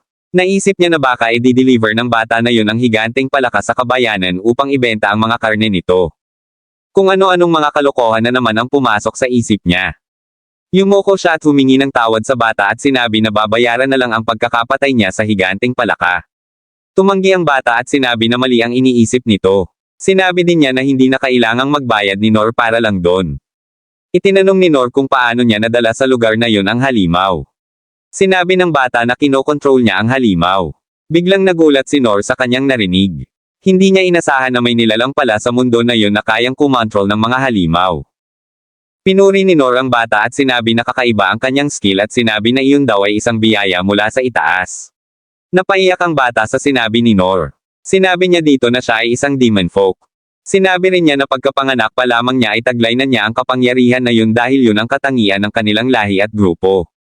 Hindi alam ni Nor ang tungkol sa mga demon folk kaya't hindi siya nagulat sa mga sinabi nito. Sinabi niya na sana ay meron din siyang ganon na kapangyarihan nang sa gayon ay pwede niyang katulungin ang mga halimaw sa paggawa ng iba't ibang mga gawain sa kanyang bahay. Itinanong ng bata kung bakit hindi ito natatakot sa kanya sa kabila ng pagiging isa niyang demon folk. Sumagot si Nor at sinabi na wala namang masama sa kanyang kapangyarihan at sa katunayan pa nga ay mapapakinabangan pa raw ang kanyang abilidad. Nagulat ang bata sa sinabi ni Nor. Hindi niya akalain na sa unang pagkakataon ay may magsasabi sa kanya na siya ay mayroong pakinabang. Sinabi ni Nor na totoo ang kanyang sinasabi at sana daw ay magkaroon din siya ng abilidad na kagaya nun. Hindi nakapagsalita ang bata sa mga sinabi ni Nor. Muli ay bumalik sa alaala niya ang nakaraan. Napaiyak na lang siya at itinanong kay Nor kung talaga bang may nangangailangan din sa kanya. Nilapitan ni Nor ang bata at hinawakan ito sa ulo.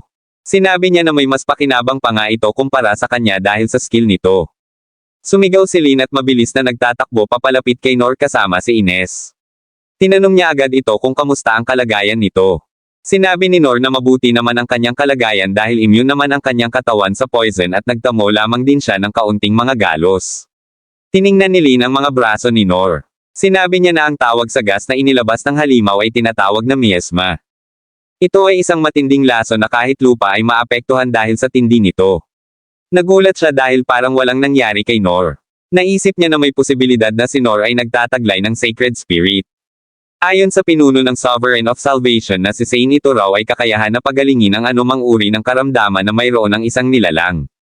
Sinabi rin niya na nakuha ni Saint ang kakayahan na yun matapos ang 40 taon ngunit nakuha na agad ito ni Nor sa murang edad pa lamang. Matapos nun ay ipinakita ni Nor ang bata kay Lin. Tiningnan itong mabuti ni Lin at napagtanto niya na ito nga talaga ay isang demon folk. Tinanong ni Lin si Nor kung ano ang gagawin nila sa bata na yon. Sinabi ni Nor na balak niyang isakay sa karwahe ang bata. Nagulat si Lin at maging si Ines ay tumanggi sa sinabi ni Nor. Nag-isip si Lin dahil alam niyang mapanganib ang bata at sinabi rin niya na may kautusan mula sa ibang bansa na patayin ang mga lahi nito. Tinanong ulit ni Lin si Nor kung ayos lang ba sa kanya na isama ang bata gayong ito ang dahilan kung bakit nasira ang mga pananim doon at kung bakit nagkaroon ng halimaw doon. Itinanong ni Nor sa bata kung sino ang nag-utos sa kanya na dalhin ang halimaw doon. Sinabi nito na hindi niya alam ang pangalan ng tao na yun at sinabi rin niya na gano'n na sila pinalaki sa kanyang pinanggalingan. Tiningnang mabuti ni Ines ang bata at doon ay napagtanto niya na ito ay isang alipin. Sinabi niya na ang mga alipin ay ipinagbabawal sa Kingdom of Clays. Tinanong niya ang bata kung mayroon ba itong uuwian na tirahan. Sinabi niya na naka-blindfold siya na pinadala doon kaya't hindi rin niya alam ang naging daan patungo sa syudad. Tinanong ni Nor kung ano ang magandang gawin sa bata na yon. Sinabi niya kay Lin na isama na lang nila ang bata na yon. Tinanong ni Nor kung ano ang pangalan ng bata. Sinabi niya na ang pangalan niya ay Rollo. Natuwa si Nor nang marinig niya yon. Naawa din naman si Lin sa kalagayan ng bata kaya't nakiusap siya kay Ines na isama nila ito sa kanilang paglalakbay. Nakiusap din sa kanya si Nor. Sumang-ayon naman sa kanila si Ines ngunit sinabi nito na bawal ipasok sa Holy Theocracy of Mithra ang mga demon folk na siyang kanilang destinasyon. Naunawaan ni Lin ang mga sinabi ni Ines dahil kung isasama nila ang bata sa kanilang destinasyon ay maaaring mapagkamalan din silang mga kalaban nito. Kasalukuyan pa din silang nag-iisip kung ano ang gagawin ng biglang isang misteryosong lalaki ang nagsalita mula sa kanilang likuran. Nakahubad ito na may takip ang mga mata at may dalang sandata at dito na natapos ang ika-6 na kabanata. Sa pagpapatuloy ng ika-6 na kabanata ay nagsalita ang misteryosong lalaki na nagpakita kina Lin at Nor. Hindi niya ipinakilala ang kanyang sarili bagkus ay sinabi niya na ang pakay niya ay si Rollo. Nagulat si Nor nang marinig niya iyon. Maya-maya ay biglang umatake ang lalaki patungo kay Rollo ngunit nasanggay kaagad ito ni Nor. Maging si Ines ay prinotektahan din si Lin. Nagulat naman si Nor dahil sa bilis ng galaw ng lalaki. Muling umatake ang lalaki at si Nor ang pinuntirya nito. Sinabi nito na malaking pera ang halaga ni Rollo kaya't pipilitin niyang makuha ito. Inatake niya ng sunod-sunod at paulit-ulit si Nor ngunit hindi ito tumatalab kay Nor. Tumalon siya ng mataas patungo kay Rollo ngunit nasangga pa rin ito ni Nor. Dahil sa pagsangga na yun ay nabali ang sandata na hawak nito. Hindi naman makapaniwala si Lin dahil sa bilis ng dalawa. Sinabi ni Ines kay Lin na kahit ano ang mangyari ay huwag itong lalayo sa kanya. Sinabi ng lalaki na nawiwarduhan siya kay Nor. Pagkasabi nun ay mabilis niya ulit na inatake si Nor. Inatake niya ito mula sa itaas gamit ang dalawang kutsilyo ng paulit-ulit ngunit hindi ulit ito umubra kay Nor. Nag-isip lang siya saglit at pagkatapos ay mabilis na namang umatake. Sa lakas ng pag-atake ay tumilapon si Rollo at napa-atres naman si Nor dahil sa impact nito. Muling nasira ang isang hawak na kutsilyo ng lalaki kaya't nasabihan niya ulit ng wordo si Nor. Kumuha siya ng isang pamalit na kutsilyo at mabilis na inatake si Nor. Inatake niya ulit ng sunod-sunod si Nor. Hindi magawang makaatake ni Nor dahil sa bilis at dami ng atake ng lalaki. Tanging pagsangga lang ang nagagawa ni Nor habang pinoprotektahan niya si Rolo. Hindi rin magawang tumulong ni Lin kaya't wala siyang magawa kundi manood na lang. Naglabas ng Divine Shield si Ines upang maprotektahan niya si Ines. Ayon sa kanya ay pangahas ang lalaki na yun at kilala ito sa tawag na Deadman. Siya ay isang dating Class S na adventurer na ngayon ay tinatawag ng Deadman Zado. Bumalik sa alaala niya ang mga panahon na napag-usapan nila ito. Kasalukuyang nagpupulong ang 6 na pinuno ng sovereignty nang sumingit siya sa usapan ng mga ito. Hawak niya ang libro ng mga unsolved cases at nakalagay sa isang kaso na ang target ng mga ito ay isa ng patay. Ayon sa kanila ay tapos na ang kaso na yun dahil sa patay na nga ang target dito. Sinabi nila na ito ay si Deadman Zado na nagawang maging isang Class S na adventurer sa murang edad pa lang. Sinabi nila na hindi nila nire-recommende na makipaglaban sa tao na ito. Sinabi ni Oken na sa edad na 13 ay binansaga na itong Dragon Slayer. Itinanong ni Ines kung bakit naging target siya ng mga Class S na mga adventurer. Sinabi nila na iyon ay dahil sa hindi nito ginamit ng tama ang kanyang talento at dahil sa naging masama na ito. Muling binasa ni Ines ang kanyang hawak na libro at doon ay nabasa niya ang mga karumal-dumal at kapangahasan na ginawa ni Zado. Ayon sa kanila ay tinanggalan na din ng lisensya si Zado bilang isang adventurer at sa ngayon ay tumatanggap na lang ito ng mga kautusan kapalit ng maraming pera. Nagpatuloy lang sa pag-atake si Zado habang sinasanggalang ito ni Nor. Naalala rin ni Ines ang nakasulat sa libro kung saan ay inubos ni Zado ang buhay ng isang angkang pamilya. Sinabi ni Ines na naglabas ng malaking gantimpala ang pamahalaan sa kung sino man ang makakakuha ng ulo ni Zado. Madaming sumubok na hulihin si Zado ngunit sa huli ay sila lang din ang napapatay nito. Dahil doon ay naglabas sila ng balita na patay na si Zado nang sa ganon ay wala nang sumubok na hulihin siya at nang hindi na madagdagan ang mga adventurer na napapatay nito. Yun ang dahilan kung bakit tinawag siya na Deadman Zado. Tumigil sa pag-atake si Zado dahil nasira na ang lahat ng kutsilyo na kanyang daladala. Nagtaka siya dahil gawa naman sa matibay na bakal ang kanyang mga sandata ngunit nasira pa rin ang mga ito. Tiningnan niya ang espada ni Nor at sinabi na kakaiba ito sa lahat ng kanyang nakita. Matapos nun ay pinulot niya ang kanyang nasirang sandata at inihagis ito sa itaas. Nag-ilaw ito at matapos ang ilang sandali ay nag-transform bilang maliliit na mga silver cross. Hindi ito inasahan ni Ines. Laking gulat naman ni Lin at Rolo nang makita nila ito. Tinawag ito ni Zado na Silver Cross. Sa dami nito ay hindi ito mabilang ni Nor. Ibinaba ni Zado ang kanyang kamay kaya't nagsimula ng magbagsakan ang matutulis na mga kutsilyo. Sinubukang sanggahin ni Nor ang mga ito ngunit masyado itong madami. Niyakap niya si Rolo upang hindi ito tamaan kaya't tinamaan siya ng mga Silver Cross sa likod. Muling umatake si Zado gamit ang mga Silver Cross. Muli itong sinangga ni Nor ngunit masyado pa rin itong madami kaya't sa pagkakataon na yun ay sa braso naman tinamaan si Nor.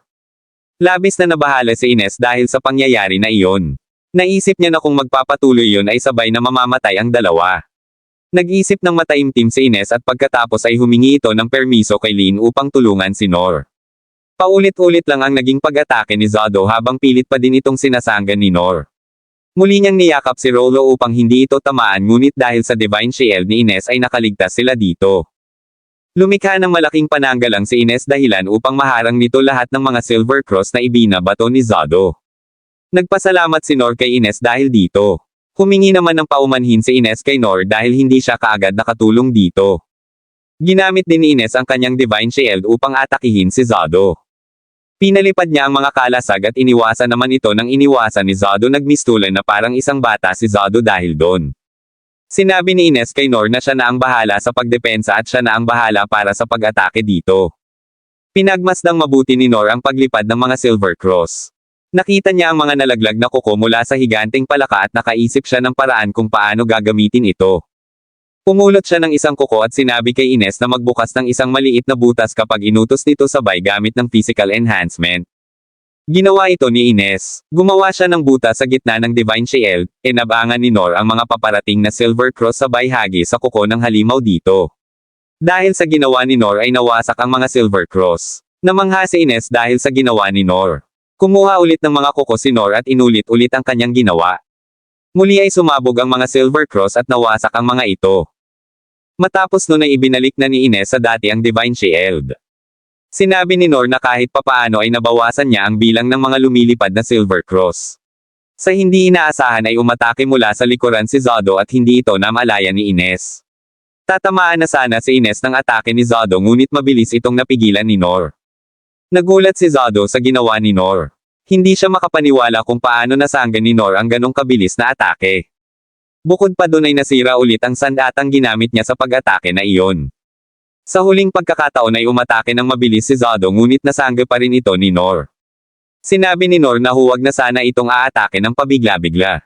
Tinanong ni Zado si Nor kung paano niya nakaka-counter ng mabilis ang kanyang mga atake. Hindi na ito pinansin ni Nor. Sinabi ni Zado na mayroong kasiyahang magaganap sa Royal Capital kaya't aalis na rin siya dahil nag-enjoy na rin siya sa kanyang mga ginawa. Tumalikod na siya at nagpaalam na sa tatlo. Naglakad na siya ngunit bigla itong huminto. Sinabi niya na marami na siyang nakatapat na magagaling na mandirigma ngunit kakaiba si Nor. Hindi pa rin siya nakontento. Gamit ang kanyang paa ay sinipa niya ang talim ng kanyang espada pataas at sinalo ito at pagkatapos ay muli niyang inatake si Nor. Nasangga pa rin ito ni Nor. Nakiusap si Nor kay Zado na itigil na sana nito ang kanyang ginagawa. Sinabi ni Zado na mukhang wala na talaga siyang mapapala kaya't umalis na din ito at naglaho gamit ang kanyang mahika na usok. Pagkaalis ni Zado ay pinag-usapan ng tatlo ang tungkol sa kasiyahan na magaganap sa Royal Capital na binanggit ni Zado. Sinabi ni Lin na hindi niya alam ang mga nangyayari at nakakaramdam din siya ng kaba para sa Royal Capital.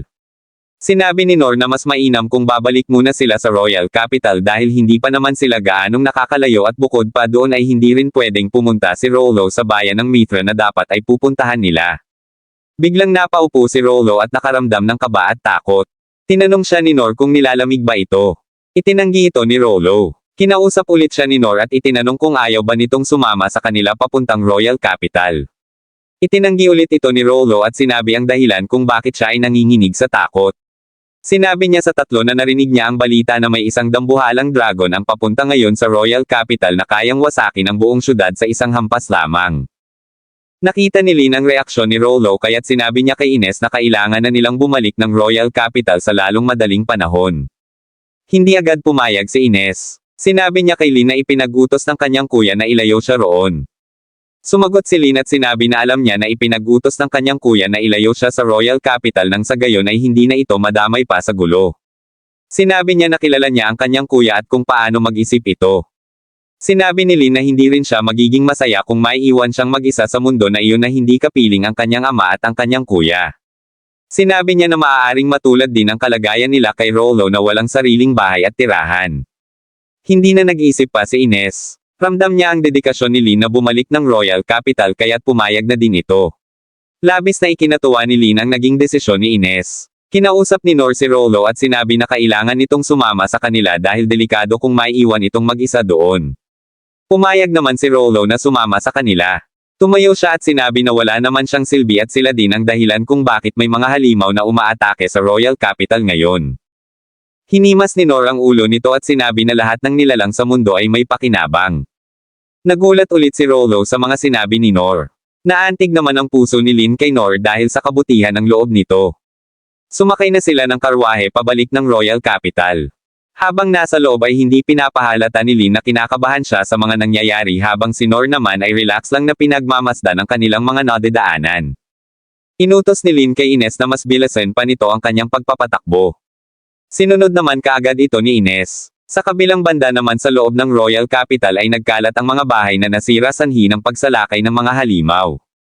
Bumaba ng palasyo si Rain upang tingnan ang kalagayan ng Royal Capital. Lumapit sa kanya si Lord Darken upang i-report na nakalikas na lahat ng mga tao sa loob ng syudad. Sinabi rin niya na nagbunga lahat ng sakripisyo at paghihirap ng 6 na pinuno ng sovereignty upang maging ligtas ang lahat sa gitna ng mga pagsalakay. Tumingin sa itaas si Rain at nakita niya ang isang makisap na bagay na lumulutang dito. Hindi niya mapagtanto kung ano ito kaya't ginamitan na niya ito ng uncover spell. Nawasak ang makisap na bagay na bumabalot sa lumulutang na nilalang. Biglang nanlaki ang mga mata ni Rain nang makita niya ang nasa likod ng bagay na yon. Isang malaking dragon pala iyon. Sinabi ni Lord Darken na ito ay isang black dragon ngunit mas nagulat si Rain dahil mas malaki ito ng hamak sa isang simpleng black dragon lamang. Sinabi niya na ang dragon na yun ay ang tinatawag na Dragon of Calamity. Naalala ni Nor ang mga kwento sa kanya ng kanyang tatay noong bata pa siya. Sinabi ng kanyang tatay na may isang adventurer na binyansagang Dragon Slayer dahil sa lakas at husay nitong makipaglaban. Sinabi rin niya na naging mayaman ang kanilang lugar dahil sa mga kuko at buto na nakukuha sa mga dragon na ginagawang mga sandata at iba pang mga kagamitan. Naantig si Nor sa mga kwento ng kanyang tatay kaya't nangarap din siya na balang araw ay tatawagin din siya bilang Dragon Slayer. Malungkot na inalala ito ni Nor habang nakadungaw sa bintana ng karwahe. Maya-maya ay may nakita siyang kakaiba kaya't sinabi niya ito kay Lin at Rollo. Sinabi ni Rollo na wala naman siyang kakaibang nakikita doon. Itinuro ulit ni Nor ang bagay na kanyang nakikita at doon ay nakita na din ni Rollo ang dambuhalang dragon. Nagulat siya at nasabi sa sarili na ito ay ang Dragon of Calamity. Nakita ng mga tao sa Royal Capital ang dragon kaya't labis din ang pagkagulat ng mga ito. Hindi makapaniwala si Lord Darken na mapupunta doon ang dragon na iyon dahil gumigising lang naman ito isang beses sa loob ng 150 na taon. Sinabi ni Ray na marahil ay may masamang loob ang gumising dito kaya't napaaga ang pagbangon nito. Inutos niya kay Lord Darken na paalisin at palabasin ang mga natitira pang mga tao sa loob ng Royal Capital. Sinabi niya na wala silang ititira kahit isa at maski ang kanilang mga alagang hayop ay isama din nila. Kasabay ng pagdating ng dragon ay siya rin namang pagdami ng mga halimaw na nakatapat ng mga pinuno ng sovereignty. Sa kabilang banda ay nakatayo lang ang hari habang pinapanood ang dragon. Biglang dumating si Edward at sinabi sa hari na kailangan na nitong lisanin ang Royal Capital upang hindi ito mapahamak. Tumanggi dito ang hari. Sinabi niya na mag-focus sila sa paglilikas ng mga tao sa loob ng Royal Capital dahil may iwan siya doon upang kaarapin ang dambuhalang dragon. Ipinahinto ni Lin ang karwahe nang makita nila ang dragon. Sinabi ni Ines na sa isang hagupit lang ng dragon ay mawawasak na ang Royal Capital kaya't sa tingin niya ay kasalukuyan ng lumilikas ngayon ang mga tao. Malungkot namang sinabi ni Lin na sigurado siya na magpapaiwan sa loob ang kanyang tatay upang ipagtanggol ang buong syudad. Biglang nagsalita si Nor at sinabi na hindi siya makapaniwala sa laki ng dragon dahil ngayon lang siya nakakita nun. Tinanong niya si Lin kung nasa loob pa ba ng syudad ang kanyang tatay at kapatid. Sumagot ng oo si Lin. Sinabi ni Nor na matutulungan niya ito kung tatakbo siya ng mabilis patungong Royal Capital. Nagulat si Lin sa sinabi ni Nor. Sinabi ni Nor na gagayahin lang nila ang katulad ng ginawa nila sa Giant Goblin upang magawa nila iyon. Sinabi niya na gagamitin ulit niya ang espada upang hindi siya mapuruhan sa Wind Blast spell na ibabato nito. Sinabi rin niya na kailangan ng tulong ng hari at ng mga tao sa Royal Capital kaya't kumpiyansa siya na magagawa niyang tulungan ang mga ito. Pinaniwalaan naman ito ni Lin. Sa sumunod na eksena ay naglalakad ang hari upang kaarapin ang Dragon of Calamity. Naalala niya ang pag-uusap nila ni Deridas kung saan ay gustong angkinan ni Deridas ang dungeon ng Royal Capital dahil ito ay puno ng mga kayamanan at iba pang mga mamahaling mga yaman at kemikal. Hindi siya pumayag sa kagustuhan nito kaya't iyon ang dahilan kung bakit puno ngayon ang kaguluhan sa Royal Capital. Samantala ay tuluyan ng nakalapag ng Royal Capital ang dragon. Iwinasiwas niya ang kanyang mga pakpak kaya't lumikha ito ng malakas na hangin. Sinabi ng hari na masyadong sakim si Deridas upang makuha niya ang inaasam nitong dungeon. Umakyat ng ituktok ng palasyo ang hari upang doon kaarapin ang dragon. Naalala niya bigla si Lin. Lahat ay ginawa niya maging ligtas lamang ang kanyang anak na babae. Humingi siya ng tawad sa mga tao ng Royal Capital dahil sa malaking kaguluhan na kanyang ginawa. Sinabi niya sa kanyang sarili na hindi siya karapat-dapat na maging isang hari kaya't sa huling sandali ay iaalay niya ang kanyang buhay upang ipagtanggol ang kanyang mga nasasakupan. Bumalik ang eksena kina Nor. Lumikha ng Divine Shield si Ines na hugis basuka upang dito niya padaanin ang Wind Blast na kanyang ibabato. Bago siya maglabas ng Wind Blast ay ginamitan muna niya ng iba't ibang spell ang Divine Shield nang sa gayon ay mas tumibay ito at mas lumakas ang kanyang spell. Inihanda ni Lin ang kanyang mahika at sinabi kay Nor na mas malakas ang Wind Blast na iyon kumpara sa nauna. Buong puwersa na ginamit ni Lin ang Wind Blast kaya't sa isang iglap ay naglaho ng mabilis si Nor. Napanganga na lang si Rollo sa kanyang mga nakita. Bumalik ulit ang eksena sa hari at kasalukuyan na niyang kaharap ang Dragon of Calamity. Ibinuka ng dragon ang bibig nito at unti-unti ay nag-ipon ng enerhiya upang maglabas ng isang malakas na beam. Napagtanto ni Ray na ito ang Elder Dragon Breath na sumira sa isang napakalawak na kalupaan 100 taon na ang nakakalipas. Naging kalmado lang ang hari. Sinabi niya sa dragon na matitikman nito ang lakas ng isang tao at pagkatapos nun ay inilabas niya ang isang maliit na espada. Ayon sa isang pinuno ng sovereignty ito ay tinatawag na Blasting Sword. Sinabi niya na iniipon nito ang kabuuan ng mana sa humahawak nito para sa isang sacrificial blow. Nakita din ng ibang pinuno ng sovereignty ang ginawa ng hari na tangkang pag-aalay nito ng buhay. Itutusok na sana ng hari ang blasting sword sa dragon nang biglang dumating si Nor. Gumamit siya ng parry kaya't bumalikwas ang leeg ng dambuhalang dragon. Nagulat ang hari maging ang lahat ng nakakita dahil sa lakas ng ginawa ni Nor. Dahil sa ginawa ni Nor ay sa ibang direksyon tumama ang beam na nilabas nito. Bumagsak din ito sa lupa dahil sa lakas ng hampas ni Nor. Dumilat ang dragon at nagulat siya sa dami ng alikabok na nakapaligid sa kanya. Tumayo siya at nakita niya si Nor. Sa sobrang galit niya ay napasigaw siya ng malakas. Gamit ang kanyang buntot ay inatake niya si Nor ngunit nasangga ulit ito ni Nor gamit ang parry. Dahil doon ay bumagsak ulit ang dragon. Matapos noon ay naalala ni Nor ang ginawa sa kanya ni Lin para makapunta kaagad siya doon. Halos mahimatay siya sa lakas ng wind blast ni Lin. Sa lakas nito ay nagpaikot-ikot din siya kaya't gumamit siya ng physical enhancement upang pigilan ito. Nang malapit na siya sa castle wall ay gumamit siya ng footstep upang makatalo ng mataas at malagpasan ito. Sa lakas ng kanyang talon ay hindi na niya napigilan ang lakas nito. Nakita niya na tatama siya sa dragon kaya't gumamit siya ng parry upang hindi siya tumama dito. Hindi niya lubos maisip na ganon pala kalaki ang dragon na iyon. Sinabi rin niya sa kanyang sarili na hindi naman ito ganon kahirap kalaban. Inihanda ni Nor ang kanyang sarili para sa sunod na pag-atake ng dragon. Sa kabilang banda ay dumating din doon sina Lin at Ines sakay ng mga kabayo. Kasama din nila si Rollo. Nagpunta sila doon upang iligtas ang hari habang busy si Nor na nakikipaglaban sa dragon. Nakita ni Rollo ang dalawang malalaking bato kaya't itinuro niya ito kay Ines. Ang may gawa nun ay mga Goblin Emperors. Bumagsak si Lin dahil sa mga bato na iyon ngunit dahil sa Divine Shield ni Ines ay hindi sila napuruhan nito.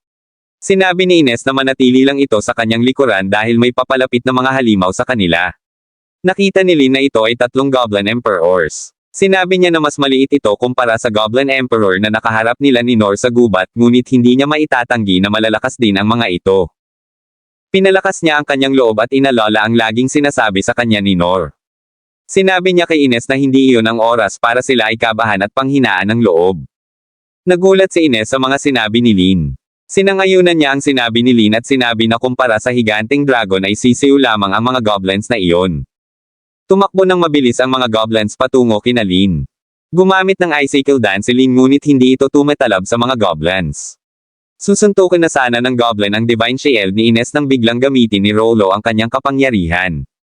Humingi ng patawad si Rollo sa mga goblins at pagkatapos ay inutusan niya ito na huminto sa kanilang ginagawa. Nagulat si Lin at Ines dahil huminto ang mga goblins. Nilubos ni Lin ang pagkakataon kaya't gumamit ulit siya ng spell kaya't nagyelo ang mga ito. Sunod nun ay inilabas naman ni Ines ang kanyang Divine Sword at walang awang hinati ang katawan ng mga goblins. Namangha si Lin dahil sa ginawa ni Ines. Napansin din niya ang ginawang pagpapahinto ni Rollo sa mga goblins kaya't labis din siyang namangha sa kapangyarihan nito. Sunod nun ay naglaban na ulit si Nor at ang dragon. Inatake lang ng dragon si Nor ngunit nasasangga lang ito ni Nor gamit ang kanyang espada. Hindi makapaniwala ang dragon na hindi umuobra ang lakas niya rito. Tiningnan ni Nor ang kanyang espada at muli ay namangha siya rito dahil kahit isang bakas o gasgas ay hindi nagkakaroon ito. Lumipad ng mataas ang dragon at naghanda para sa isang malakas na atake. Muli ay inipon niya ang enerhiya sa kanyang bibig para maglabas ulit ng isang dragon breath. Matapos makaipon ng enerhiya ay ibinato niya ito kay Nor. Buong tapang itong hinarap ni Nor at ginamitan ng parry. Sa hindi inaasahan ng lahat ay tumilapon ang dragon breath na ibinato ng dragon at sumabog ito sa himpapawid. Hindi makapaniwala ang hari sa nangyari habang si Nor ay nakatayo lang at pinanood ang pagsabog nito. Maski ang tatlo ay nagulat sa ginawa ni Nor. Bumaba ulit sa lupa ang dragon. Sumigaw ito ng malakas dahil sa pagkadismaya nito sa nangyari. Ayon kay Rollo ay mataas ang pride ng mga dragon dahil laging iniisip ng mga ito na sila ang pinakamalakas sa lahat. Sa sobrang galit niya ay sinugod niya ulit si Nor. Hindi na tinag si Nor sa kanyang kinatatayuan kaya't iwinasiwas niya ulit ang kanyang espada. Sa lakas nito ay natanggal ang kuko ng dragon at pagkatapos ay tuluyan na ring bumagsak ang katawan nito. Matapos nun ay nagiba na din ang kulay ng mata ng dragon at naging kalmado na din ito. Lahat ng nakakita sa ginawa ni Nor ay hindi makapaniwala na tinalo nito ang dambuhalang dragon. Tiningnan niya ang paligid at na-imagine niya ang mga sinabi sa kanya ng kanyang tatay tungkol sa isang hero na tinatawag na Dragon Slayer. Ngumiti siya nang maalala niya iyon at pagkatapos ay naupo ito. Hindi siya makapaniwala na nagawa niyang maging hero ng mga sandaling iyon. Matapos nun ay tumakbo ang tatlo at nilapitan ng mga ito si Nor. Tumayo si Nor at nginitian ang tatlo at dito na din natapos ang ikawalong kabanata. Matapos makalapit ng tatlo kay Nor ay binati nila ito. Nagpasalamat naman si Nor kay Rollo dahil sa pag-aakala nito na siya ang dahilan kung bakit kumalma ang dragon. Mariing itinanggi ni Rollo ang sinabi ni Nor at sinabi na wala siyang ginawa upang kumalma ang dragon. Hindi yun inasahan ni Nor. Dahil doon ay inutos na lang niya kay Rollo na pabalikin ang dragon kung saan ito nanggaling dahil ayaw niya na patayin ito. Hindi kaagad pumayag si Rollo dahil hindi niya sigurado kung magagawa niya iyon. Bago ito kausapin ni Rollo ay nagpaalam muna si Nor kay Lin kung payag ba ito sa kanyang kagustuhan. Nag-isip muna sandali si Lin at pagkatapos ay pumayag na din ito. Binulungan ni Nor si Rollo at sinabi na huwag siyang kabahan dahil maging si Lin at Ines at natatakot din sa kanyang kakayahan. Nilapitan ni Rollo ang dragon. Itinaas niya ang kanyang kanang kamay at sinimulang kausapin ang dragon sa pamamagitan ng isip nito. Biglang nagulat si Rollo. Sinabi niya sa tatlo ang sinabi ng dragon. Sinabi nito na tanging sa kanyang master lamang daw ito sumusunod. Nagulat ang tatlo nang marinig nila ito. Hindi nila akalain na may nilalang pala na nagpapasunod dito. Itinanong ni Rollo kay Nor kung ano ang sunod nitong gagawin. Sinabi ni Nor na sabihin nito sa dragon na umalis na ito ng tahimik sa Royal Capital at huwag sana itong mananakit pa ng kahit na sino man.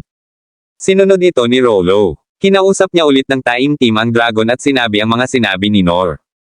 Maya-maya ay biglang gumalaw ang dragon. Sinabi ni Rollo na naintindihan niya ang mga sinabi ni Nor kaya't pagbibigyan niya ito sa kanyang kagustuhan. Labis na nasiyahan si Nor nang marinig niya ito. Sinimulang ibukan ng dragon ang kanyang mga pakpak at inangat na din nito ang kanyang katawan. Matapos ay lumipad na ito ng mataas at sinimula ng lumayo. Sa hindi inaasahan ay isang malakas na beam ang tumama sa dragon kaya't bumagsak ito sa kagubatan. Laking gulat nila Nor nang makita nila ito. Ang may gawa ng beam na yon ay ang grupo na pinamumunuan ni Deridas. Tawang-tawa siya sa nangyari. Gamit ang isang binocular ay tiningnan niya ang kalagayan ng dragon.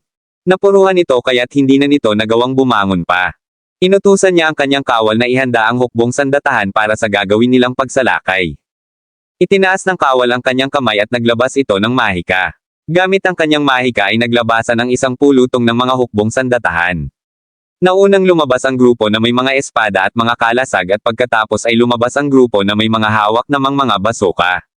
Pagkatapos nilang lumabas ay inilabas naman niya ang mga higanting machine na naglilikha din ng mga malalakas na beam. Bago sila magtungo ng Royal Capital ay pinag-usapan muna nila ang kanilang mga plano.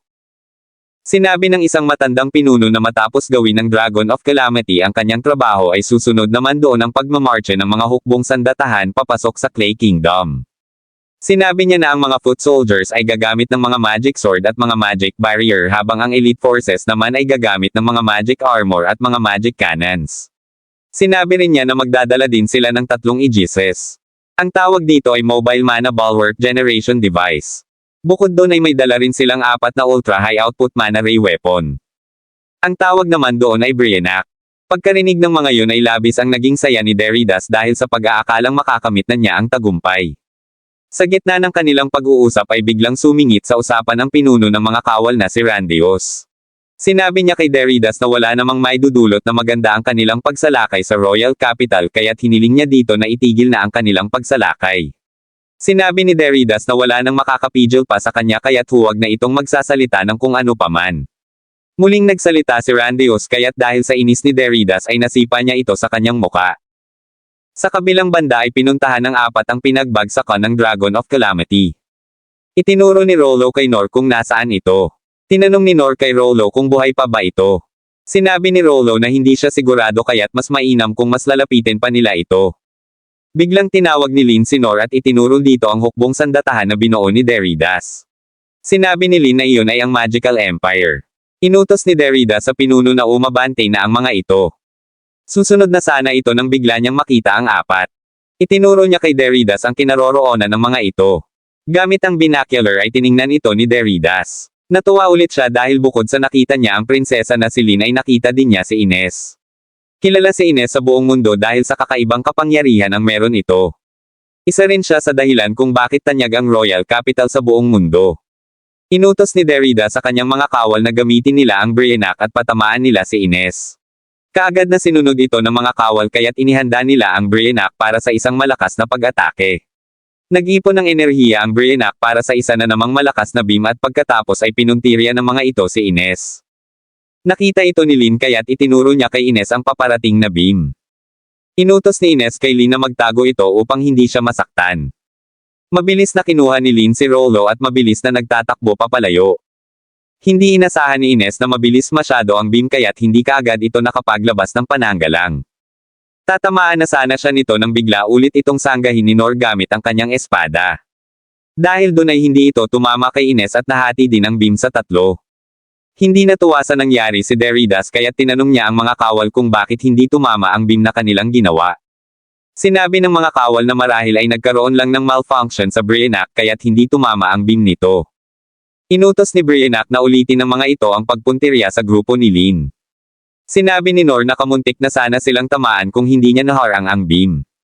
Tinanong din niya kay Lin kung bakit maraming kawal ang nagtipon-tipon sa lugar na iyon. Sinabi ni Lin na ito ay ang hukbong sandatahan na binuo ni Deridas. Sinabi niya na nasa humigit kumulang 10,000 ang bilang ng mga ito. Sinabi rin niya na mayroon din hukbong sandatahan ang Royal Capital ngunit hindi uobra ang mga ito dahil sa dami ng bilang ng mga kalaban. Sinabi rin ni Ines na ang pakay ng hukbo na iyon ay salakayin ng Royal Capital kaya't kailangan na nilang umalis doon. Sinabi ni Lin na makikipagkita muna siya kay Rain bago niya lisanin ang lugar. Tinanong ni Lin kung ano ang balak ni Nor. Kasalukuyan pa rin silang nag-uusap nang bigla silang polanan ng beam ng mga kawal ni Deridas. Susubukan sana itong sanggahin ni Nor nang biglang gumamit ng Divine Shield si Ines kaya't hindi sila tinamaan nito. Nakita ito ni Deridas. Sinabi ng kawal na para maging ligtas ito ay pumunta ito sa likuran. Habang pinapaulanan ay naisip ni Nor na kukuhanin niya ang atensyon ng mga kawal nang sa gayon ay mabilis na makatakas si Lin. Sinabi niya na hindi siya gaanong magaling makipaglaban ngunit mabilis naman siyang tumakbo. Naalala niya ulit ang kanyang kabataan kung saan ay balak niyang kumuha ng honey ngunit hinabol siya ng mga bubuyog kaya't mabilis niyang tinakbuhan ang mga ito. Na-imagine niya na kaya rin niyang gawin yun sa mga kawal na kanyang kaharap. Sinabi niya kay Lin na matapos ang kanyang balak ay babalik pa rin itong buhay sa kanilang grupo. Nagpunta ulit si Lin sa likod ni Nor upang gamitan ulit ito ng Wind Blast. Nakita ni Rollo ang paparating na naman ng mga beam kaya't itinuro niya ito kina Nor. Dahil doon ay binilisan na nilang dalawa ang kanilang ginagawa. Muling gumamit ng Wind Blast si Lin ngunit sa pagkakataon na yun ay kinontrol niya ang impact nito nang sa gayon ay hindi mapuruhan si Nor.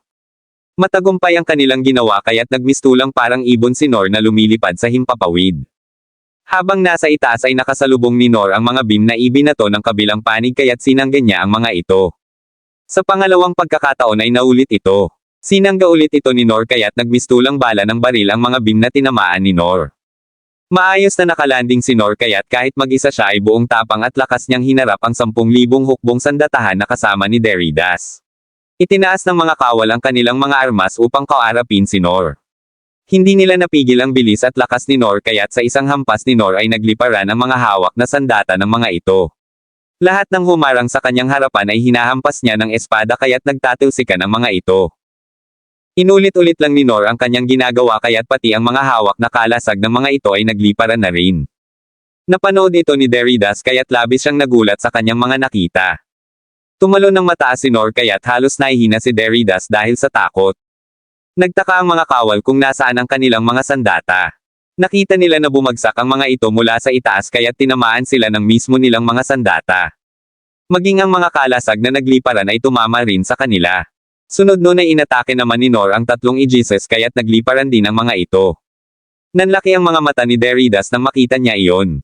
Nagpatuloy pa rin si Nor sa kanyang ginagawa kaya't sa lakas ng kanyang atake ay nakalikha na rin siya ng malakas na ipu-ipo. Sa lakas ng pagkakabagsak ng Aegises ay nasira na din ito. Hindi pa rin tumigil si Nor sa pag-atake hanggat hindi niya nauubos ang mga kawal kaya't pinagpatuloy lang niya ang kanyang ginagawa habang pinapanood lang ito ni Deridas. Matapos gawin ni Nor ang pag-atake ay muli siyang umakyat sa kinaroroonan ni Deridas. Sa dami ng kanyang ginawa ay hiniinggil na rin si Nor. Hindi naman mapagtanto ni Deridas kung nakasalamuhan na ba niya si Nor noon. Hindi rin niya lubos maisip kung paano nakarating doon si Nor gayong napakalayo ng distansya nila dito.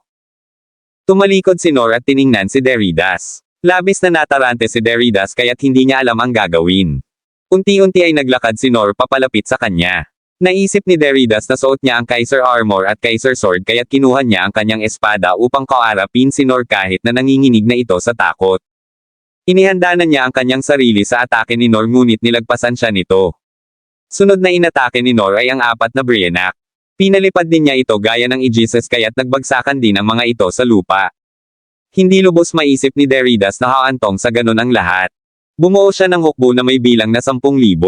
Sinamahan din niya ito ng 3 machine na kayang pumihil ng Dragon Breath at 4 na malalaking machine na naglalabas ng beam na kayang pumatay ng dragon ngunit lahat ng mga iyon ay hindi na gumagana kaya't hindi na mangyayari lahat ng kanyang mga plano. Muling nagpunta sa kanya si Nor. Tinanong niya si Nor kung sino ba ito at kung bakit hindi pa siya pinapatay nito. Ibinaba ni Nor ang kanyang espada kaya't muling nagulat si Deridas nang makita niya ito.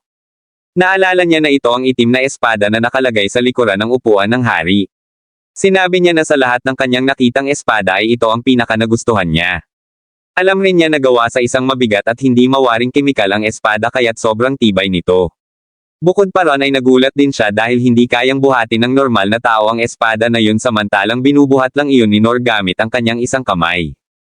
Matapos nun ay nginitian lang siya ni Nor.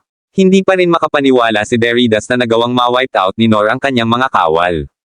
Inisip niya na baka papahirapan muna siya ni Nor bago siya patayin nito. Dahil sa sobrang pag-iisip nito ng kung ano-ano ay nahihina ito ng tuluyan sa kanyang salawal.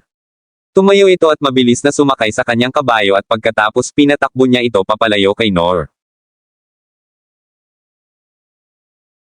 Pag-alis ni Deridas ay biglang nakaramdam ng panghihina si Nor.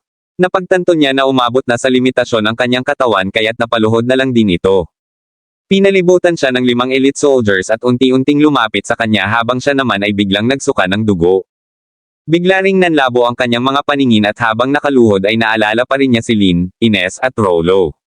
Napapikit na lang din siya sa sobrang pagod nang biglang dumating ang babaeng pinuno ng sovereignty upang tumulong. Gumamit si Maya ng skill na shooting star at pinaulanan ang mga kawal na nandoon. Naalala ni Nor ang panahon na nagsanay siya kasama ito. Sunod nun ay dumating din doon si Gilbert. Gumamit ito ng Drograve kaya't nagliparan ang 5 elite soldiers na nakapaligid kay Nor.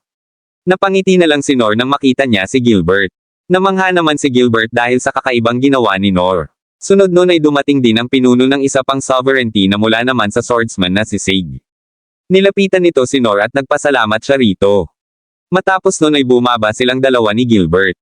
Habang pababa ay ginamit ni Sig ang kanyang skill na tinatawag niyang 1,000 Blades na siya namang nagpaula ng madaming skill sa mga kawal.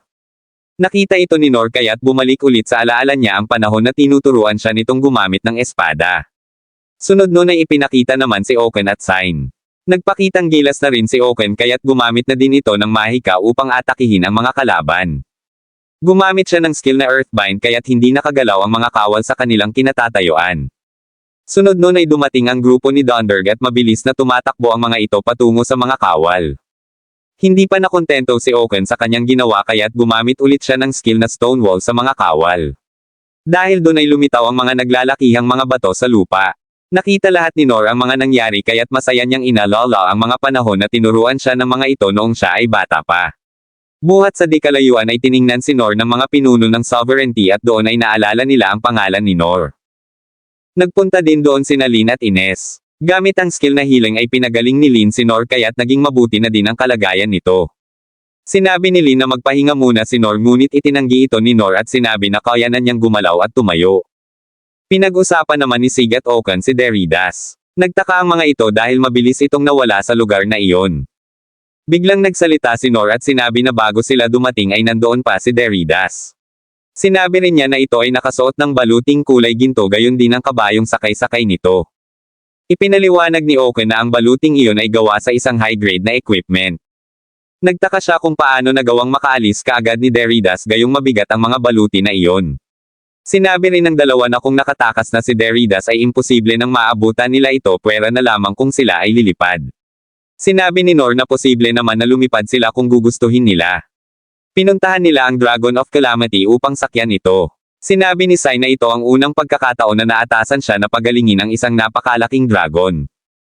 Habang pinapagaling ang dragon ay binati ni Sai si Nor. Sinabi nito na napakalaki ng inunlad ng kakayahan nito sa paglipas ng panahon. Sinabi rin niya na kamuntik na niya itong hindi makilala. Nagulat si Oken nang sabihin niya ito. Hindi rin niya akalain na si Nor pala ang binata na iyon. Binati ni Nor ang dalawa at sinabi na nagagalak siya na muli ay makita niya ang mga ito. Tinanong ni Oken si Nor kung sigurado ba talaga ito sa desisyon niya na sakyan ang dragon. Sinabi ni Nor na huwag silang mag-alala dahil nandoon si Rolo upang sila ay tulungan. Matapos ang ilang sandali ay gumaling na ang dragon at bumalik na din ang lakas nito. Bumangon ito at sumigaw ng malakas. Napagtanto ni Nor na malaki ang galit nito. Sinabi naman ni Rolo na nais na maghiganti nito. Sinimulang kausapin ni Rolo ang dragon kaya't nagulat ng labis dito si Oken. Namangha siya dahil sa talento ng bata. Sumigaw ng malakas ang dragon. Sinabi ni Rolo na nais na raw umalis ng dragon. Sinabi ni Lin na sasama rin silang umalis nang sa gayon ay mayroong magprotekta kay Rolo. Ayaw na sanang sumama pa sa kanila ni Nor dahil may phobia ito sa mga matataas na lugar ngunit hindi na rin ito nakatanggi. Nagpresente rin si Sai na sasama siya sa mga ito. Maging ang pinuno ng sovereignty ng mga thief ay nagtungo doon upang sila ay samahan. Sinabi ni Kero na kailangan ng concealment skill ng dragon kaya't siya ang may kakayahan para doon. Magpipresente rin sanang sumama si Oken ngunit pinigilan siya ni Sai. Dumating din doon si Rain at ang hari. Sinabi ni Rain na sasama rin ito upang magsilbi bilang kanilang negotiator. Labis ang naging tuwa ni Lin nang makita niya ang kanyang tatay at kanyang kapatid. Lumuhad naman si Lin bilang pagbigay galang sa dalawa. Humingi ng paumanhin si Ines kay Rain dahil bumalik ito ng Royal Capital at hindi nito sinunod ang kanyang utos na ilayo si Lin. Sinabi ni Rain na huwag itong mag-alala dahil tama ang naging desisyon nito na bumalik ng Royal Capital. Matapos nun ay sumakay na silang lahat maliban kay Oken at sa hari. Sinabi ng hari na si Rain na ang bahala na mamuno sa kanilang grupo at nagpasalamat rin ito kay Nor dahil sa pagtulong sa kanila nito. Muli ay inutos niya kay Nor na gabayan nito ang kanyang mga kasama sa kanilang paglalakbay. Sinangayunan lang ito ni Nor at sinabi na huwag itong mag-alala dahil babalik silang lahat ng maayos at ligtas. Matapos nun ay inutusan na ni Rolo ang dragon. Lumipad na ito at doon na nagsimula ang kanilang sunod na misyon. Sa kabilang banda naman ay nag-uusap si Sig at Dunder tungkol kay Nor. Labis ang paghanga nila kay Nor dahil sa mga ginawa nito. Maging si Sig ay hindi makapaniwala sa kanyang nasaksihan habang nilalabanan ni Nor ang isang pulutong ng mga kawal. Sinabi niya sa kanyang sarili na dahil sa ipinakita ni Nor ay doon niya napagtanto na mahina pa siya at kulang pa ang kanyang mga training. Sinabi nila na kung kinaya ni Nor ang mga imposibleng bagay ay hindi malabong kayanin din nila iyon. Sa punto na yun ay naging inspirasyon ng dalawa si Nor dahil sa kakaibang ipinakita nito. Nagpatuloy ang paglalakbay ng grupo. Dumaan ang mga ito sa matataas na mga ulap at mga nagtataasang mga bangin. Sinubukan nilang hanapin si Deridas ngunit hindi nila ito makita. Nakarating na rin sila sa tulay ng imperyo ni Deridas. Nag-iisip sila kung ano ang sunod nilang mga plano. Habang sila ay nag-uusap ay nakita ni Lin si Deridas na kasalukuyan ang nakarating sa tulay ng kanyang imperyo. Sinabi ni Kero na nababalutan sila ng concealment kaya't hindi sila makikita ng hukbong pangdepensa ng mga kalaban ngunit maaaring masira ito kapag ito ay kanilang napansin. Sinabi ni Rain na hindi nila dapat hayaan na muling makabalik si Deridas dahil kapag nangyari yun ay muli nitong uulitin ang pagsalakay sa Royal Capital. Biglang nagsalita si Ines at humingi ng permiso kay Lin at Rain na gusto niyang wasakin ang depensa ng imperyo nang sa gayon ay ligtas silang makapasok sa loob. Napansin ni Lin na nag-iinit si Ines sa pagkakataon na yun dahil nasaksihan niya kung paano wasakin ng mga kalaban ang Royal Capital na kanyang kinalakihan. Sumangayon si Rain sa kagustuhan ni Ines at sinabi na gawin lamang nito kung ano ang kanyang mga nais at huwag itong mag-aalinlangan. Inilabas ni Ines ang kanyang Divine Sword at winasak ang Brienak na nakaharang sa kanilang daraanan. Gumamit din ng magic si Kero upang mabilis nilang masira ang pader na kanilang papasukan. Sunod nun ay winasak din ni Ines ang iba pang depensa na itinayo ng mga kalaban. Dahil doon ay matagumpay silang nakapasok ng ligtas sa loob. Sinabi ni Rain kay Lin na hindi na sila atres sa gyera na iyon at ang pangunahing misyon nila ay kuhanin si Deridas kaya't pinaghanda niya ito. Sumangayon lang dito si Lin at sinabi na walang rason upang siya ay kabahan dahil kasama niya ngayon ang pinakamalalakas at pinakatalentong mga tao sa kanilang lugar. Bukod pa doon ay kasama din nila si Nor na handang sumaklolo sa kanila sa oras ng pangangailangan. Lingid sa kaalaman ni Lin ay malaki ang takot ni Nor sa mga matataas na lugar. Nakaupo lang si Nor sa bandang likuran at walang kamalay-malay sa mga nangyayari at dito na natapos ang 10 kabanata. Salamat ulit sa suporta at panonood ninyo mga idol. Kita-kita ulit tayo sa susunod.